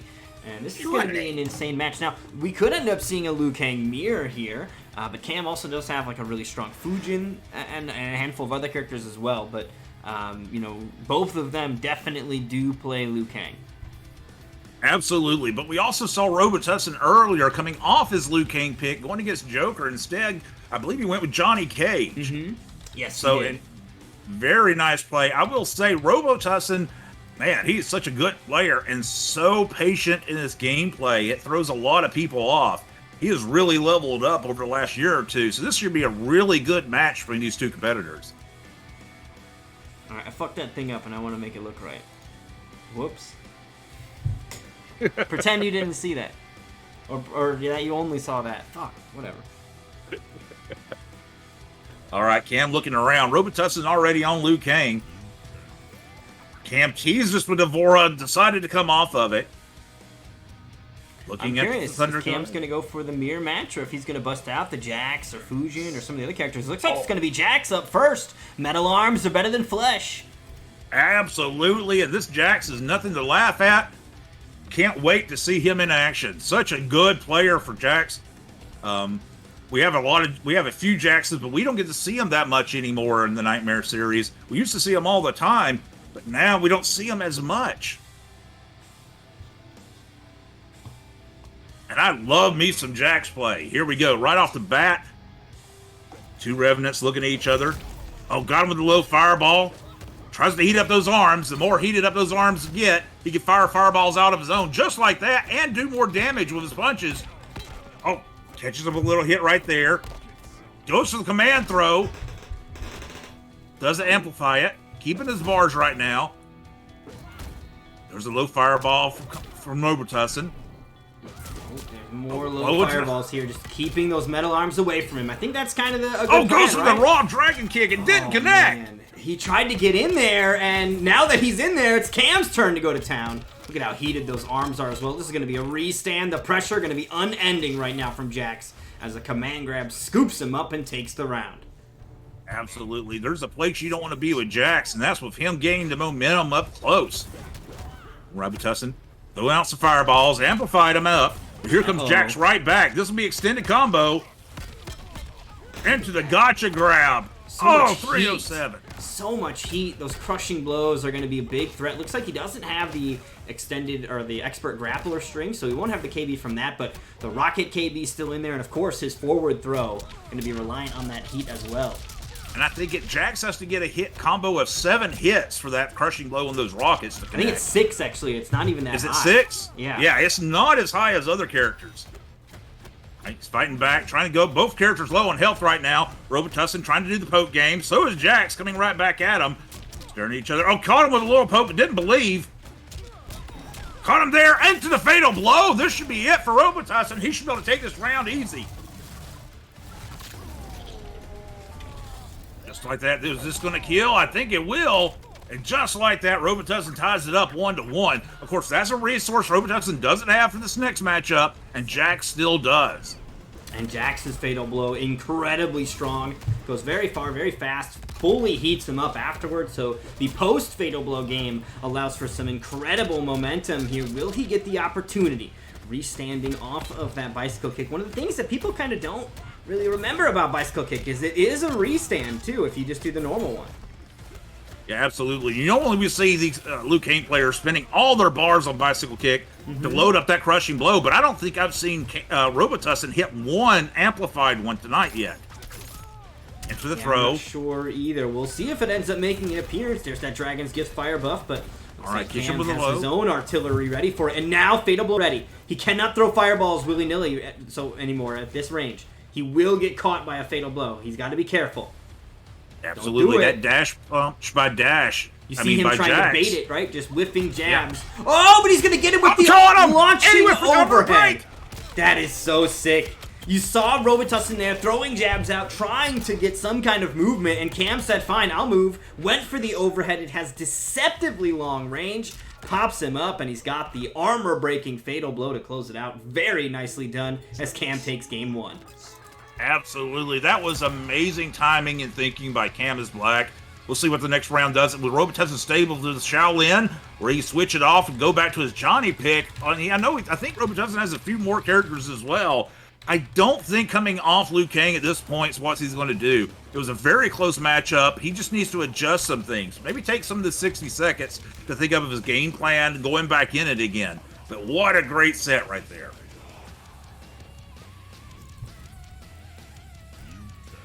Just like that, with no hesitation whatsoever, Robitussin again goes back to the Shaolin. This is, I think, his strongest character of the ones he plays. Not saying his other characters are bad, but his Liu Kang is so good.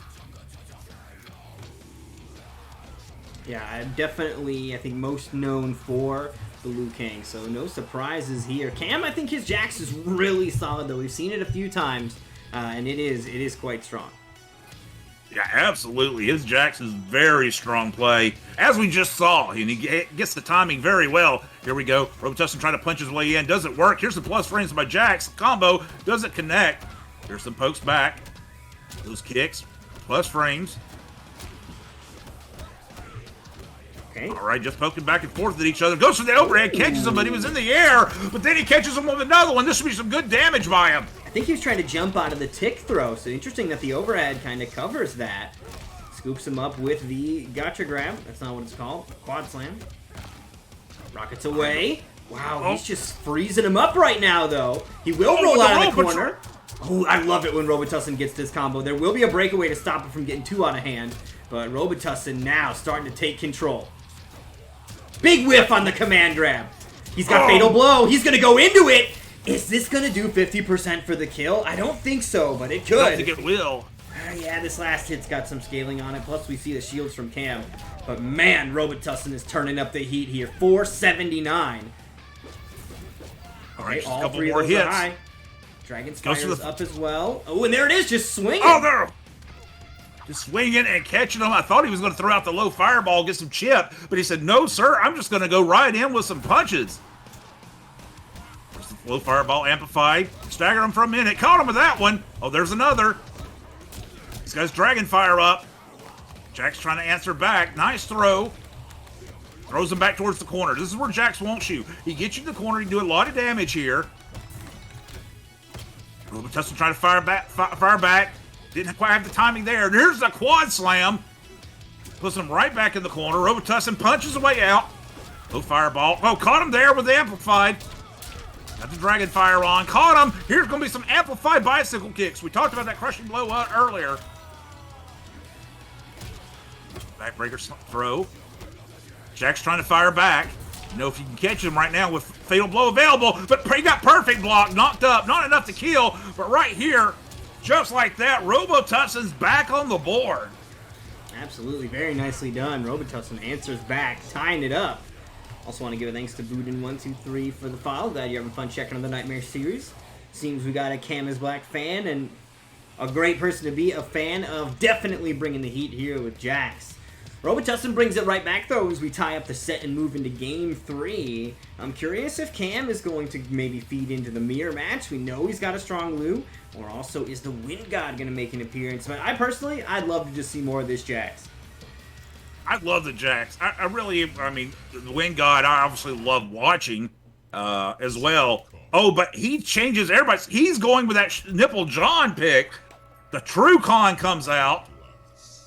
Let's see with the buffs that we were talking about earlier, Dream, whether this will make a difference here in this fight. This is the fight that, all the lore's based off too. Liu Kang versus Shao Kahn, the man with the plan, the Tower of Power, the Arm of the Law, the very last straw, side of the right, a kind of white knight. If you get him uptight, it's a frightening sight. Let's see if he can back up this little thing I got for him. Here's the fireball. Into the spear, gets blown up by the dragon jump. There's a low. Oh. Interesting that he went with Shao, too. I mean, Shao got the buffs. We've been waiting to see it. Close out the night with Shao. Why not? Why not? Let's see if he can get it here. Right now, he's getting a lot of pressure on him. He's got to find his point to pick. Oh, get swept right there. Tries to go back up. Ooh. Catches him right there, though. Maybe this is the beginning of his offense. That hammer smash low, and he's got the leap as well that he can cancel into. Now, you can interrupt the leap, but if you get hit, it's going to launch. Full damage now for Cam. He's now one hit away from getting this comeback. Yeah, 350 off one combo right there. Shokan can put up some damage. Here comes Lou with the throw, though. Mid-screen, too. Mid-screen. That wasn't a corner combo. That's mid-screen what that character is now capable of. A very, very deadly opponent. If you slip up, he's going to make you pay. And he's got so much health to get through, too. Yeah, with that extra health, he's a chore to take down. Robitussin going in. Oh, he had right an armor now, break. he'd be dead. If he was any other character, he'd be dead. Yeah. There's the throw. We're right back. Oh, tries to catch him with a spear. Amplified doesn't work. Dude. There's the sweep, and Shokan takes it. Every one of those people that said that the extra health doesn't matter is crazy, because right there is a key example of it just being enough. Because he's got that extra 100 health, that's how he was able to hang on long enough to get that. So very, very extra health is such a crucial and key resource, which is new to MK, right? MKX and 9, same health pools for everybody. Injustice had different health pools, but also had a bunch of different weird stats and everything to figure out as well. But this is the first time where it's just straight up, I take longer to kill. And Robitussin right now running away with his next match. He goes for the wake-up attack. Doesn't work, and Robitussin says no. That was so sick. He flawless blocked it. He knew that was coming. Beautiful stuff from Robitussin to call out Cam's defensive options. Nice fireballs amplified to the face, followed by a low. There's another one. Yep, fireballs for days here from Robitussin. No fear at all to let rip. The fire flower has been collected. Robitussin had to use his armor break. Oh, gets opened up there. Shokan. Oh, nice throw, but knocks him out of the corner. Interesting choice there. Bicycle kick, restand as well. Keeps him standing now, keeps the pressure going. Cam looking for a moment. He'll try to poke out, but the counter hit KB is going to send him to the sky. Another restand as well from Robitussin, and he's not spending the meter. It seems like he just wants the restand, and there's the KB to close it out, as Robitussin now takes a 2-1 lead. 2-1 lead. Robitussin showing why his patient learning Liu Kang is so dang good for here in the series. It's not all about the offense. It's the defense is just as important. The flawless block on Cam's get-up attack, knowing when his opponent is going to try to put an end to the offense and turning it around. Incredible plays here from Robitussin to claim the lead here with some momentum behind it. That's 2 in a row, and Cam is now going to be asked the question of who does he think he can turn this around with? Yeah, absolutely. Who's the strong Cam thinks is the strongest character right now? And he's going exactly what you're talking about. Oh, nope. Yep, he's going with the mirror match. Okay. He's had enough. It's time for him to show off his own Liu Kang. Undead versus the living. Revenant versus human. Maybe. I don't know. He's still cycling through the skins. He's still cycling through. All right. It would be, hopefully they're not the same color. That's my only hope. Is that there's some way to identify the difference between the two of them. Looks like the one has at least a different skin at the one of them's a Revenant now, and it looks like he did pick the live one. He went with nunchuck stance, Kusari slam, and the low fireball. Basically the same thing that Robitussin has, except Robitussin has that dragon fire on top of it instead. All right, look at each other. Low fireballs. Expect a lot of these going back and forth with each other. Robitussin throwing on that dragon fire. He's willing to trade right now as long as that buff's up. Exactly. Oh, goes for the dragon kick. Wow, beautiful call out. Ducking underneath that. Doesn't go for the uppercut KB, but still going to get some damage. And Robitussin does have the life lead with the zombie senpai. Right back. Got him in the corner. Let's see what Cam could do. Oh, goes into the nunchuck stance. Interesting choice. Now there is the risk of that launching KB. You don't see it very often, but I'm curious if Cam is going to try to take a dip into that arsenal and see if he can catch his opponent off guard. Tournament is the time to go for some of the wacky stuff. Oh, 2 throws in a row. Robitussin's just going in. There's that dragon fire. Low fireball, no surprises here that both players have it, but Robitussin is going to catch him with the jabs and claim round 1. Set point here for Robitussin. Robitussin staring down this alive Liu Kang, saying, "Not today, sir." Oh, fireballs going back and forth with each other. Of course, Robitussin has that fire buff going, so his is going to hurt a lot worse. Cam makes his way in, gets opened up. Robitussin going for it. Oh, and Dragon Kick gets knocked to the sky. Got him blocked in the corner. Let's see, Robitussin's been here before, though, and he's shown his defense is pretty good in these situations. Oh, gets thrown. Throws out of the corner. Fatal blow just outside of range. He'll get chipped into that health territory now. So Cam's going to need to be careful. Does not want to get clipped. Beautiful use of the command grab out of the stance. You can use the nunchuck stance and the command grab in tandem. That's going to be punished, though. And now Robitussin, if he can find the hit into a fatal blow confirm, he could very well close this set out. Not there with the low. The trade. He's still alive. Ooh, he tried it. Raw. Goes for it raw and doesn't connect and then gets chipped out. He had nothing left on his defense bar. Yeah, Cam wasn't even able to punish that, but able to get the chip out, and that's all you need ultimately. And here we got fireballs trading back and forth. Beautiful use of the interactable to try to close the gap. Just wasn't quite close enough, it looked like. So that is going to be Cam now taking the lead here, which means Robitussin can no longer afford to just kind of sit in a long-range fireball war. He's going to need to actually get in and do some damage. What a delay on that nunchuck stance to open up Robitussin. Good job. Smart play by Cam. Well, he gets thrown here. Robitussin pushing. Ooh. Goes for the jump in. Doesn't connect. Okay, that's catches him here. Spending some meter on it as well. Wants to maybe unleash that KB. I'm not sure how many bars he spent on it. Controller, wake up. Oh, roll patrol. Get fireballed, son. Goes for the roll again to put on the pressure, though. Oh, another throw. That's going to kill as Cam ties it up. Once he goes back to Liu Kang. The Liu Kang mirror coming out on top is Cam. That's huge. Sir. For the last match of the night, we're going to a Game 5. I know you'd want it no other way. These two Liu Kangs are going at it, trying to decide who's the best of the best. Absolutely going the distance on this one. There's one top 8 spot remaining. We're going to see which of these players is going to claim it. There's only one game left to determine it. Now, Robitussin can switch characters, but I've been really enjoying him getting back to his roots with Liu Kang. So I think a Liu Kang mirror could very well be what we are graced with here for our final match of the evening. I think so. I think that's exactly what it's going to be. Oh, no! What? You can't pick something different, Cam? Sir. What? He's used to picking all these characters. He's like, I'll just pick another one. I forgot. Oh, wait, I'm in a tournament. Can't do that. Yeah, right? Man, that would have been an awful way to end it, too, is he fucking threw it away. Like, what? No! So we are, for the last winner spot, top 8, we're looking at two massively talented Liu Kang players going to go at it. Tied 2-2. Both of them going back and forth. Cam took the first one. Robitussin put on then 2 straight until Cam turned back to his main, Liu Kang. Now we're looking at each other for the final fight. Dragon jump in happens. Oh, low fireball's out. There's a quick poke as well here. Too far away for the throw. Getting there with the kicks, and it's Robitussin's turn. He's going to get the launching KB. He'll get the extra damage from the dragon kick as well. Not going to go fully through it, but I don't think he had the meter, but that's still 293 for a KB. Not bad. But he does remove it from the launching in the corner, right? So he's not going to have access to it for later. Yo, thank you so much for the follow as well, Old Man Quick Draw. Glad you're having fun checking out the Nightmare series here as these two Liu Kang masters throw down for the final top 8 spot here in the Nightmare series LCQ. You can just see these characters' patience. Both of them are just taking their time.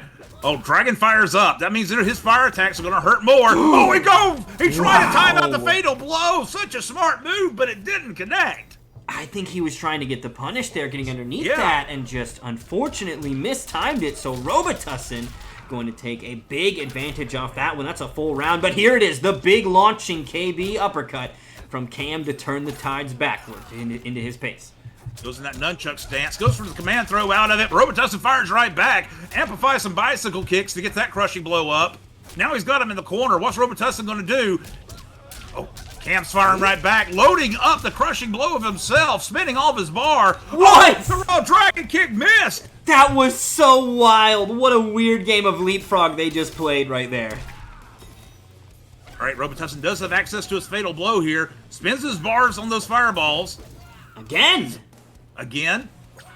One hit, that's it! Oh, that's it! He hits with the fatal blow, and he does! Nicely done. Cam whiffed with that command grab, trying to open up his opponent's defense, and Robitussin with a quick whiff punish. Knew he had the victory. And that is going to do it on the Liu Kang mirror. Robitussin takes it 3-2. What a set to close it out, though, Mr. Vort. Oh, that was incredible. Watching these two skilled players go at it. Yeah, I can't believe that it missed either, Cam. That was such a good call-out. It just didn't connect. But to watch these two high-skilled players go for our last winner's top 8. Now, Cam is not out of it yet. He just gets put into the loser bracket. But you definitely have an advantage going in on the winner's side. And man, we've filled 2 of those slots now. We got Izzy in there, we got Robitussin in there, we got Richie in there, and we got AJ in there. We got them filled out. Yeah, we got it all filled out here. So Gorilla is currently playing Daddy Sparks, and Cam is going to play his left knee to figure out who is going to round out our top 8. But we can take a quick look at our top 8 to see who the rest of it is. So we got AJ versus Izzy, the Canadian Showdown. Then we're going to have Richie versus Robitussin as the follow-up to that. Then Ghost Story versus Recess. Those are our lower bracket qualifiers. And then we saw that, I think it was Daddy Sparks and Gorilla, as well as Cam, and I'm immediately forgetting, apologies, are going to be fighting it out to see who makes up that other loser's bracket match. But that is going to do it for us here tonight. We're going to go ahead and have the rest of this conclude on Saturday, as is the usual kind of flow of things. But man, what a great set of sets here, and great action from everybody, and of course, great commentary from Mr. Vort. Thank you so much for joining me yet again, and please let these fine people know where they can find more. I saw you got some big fans in the chat here today, and I'm sure they would love to know where they can find more. You can find me at Mr. Vort Plays on YouTube, Mr. Vort on Twitch, or on Twitter, Mr._Vort. And I appreciate it, Dream. This was so much fun going to this LCQ, be able to co-commentate with you. Absolutely. Glad to have you, as always. We are going to say our farewells, though. Make sure you guys are subbing to the YouTube channel. I'm throwing an extra $1 in the prize pool for everybody that does sub to that. It is really helpful for the prize pool, really helpful for me. And look, I don't need you guys to watch the videos. I have plenty of people that are already watching the videos, but I just don't have enough subs. So if you could come through, push the button, never come back, I would really, really appreciate it. I'm going to send you guys over to Slayer, though, so you guys have a great one. Let them know. All right, y'all have fun.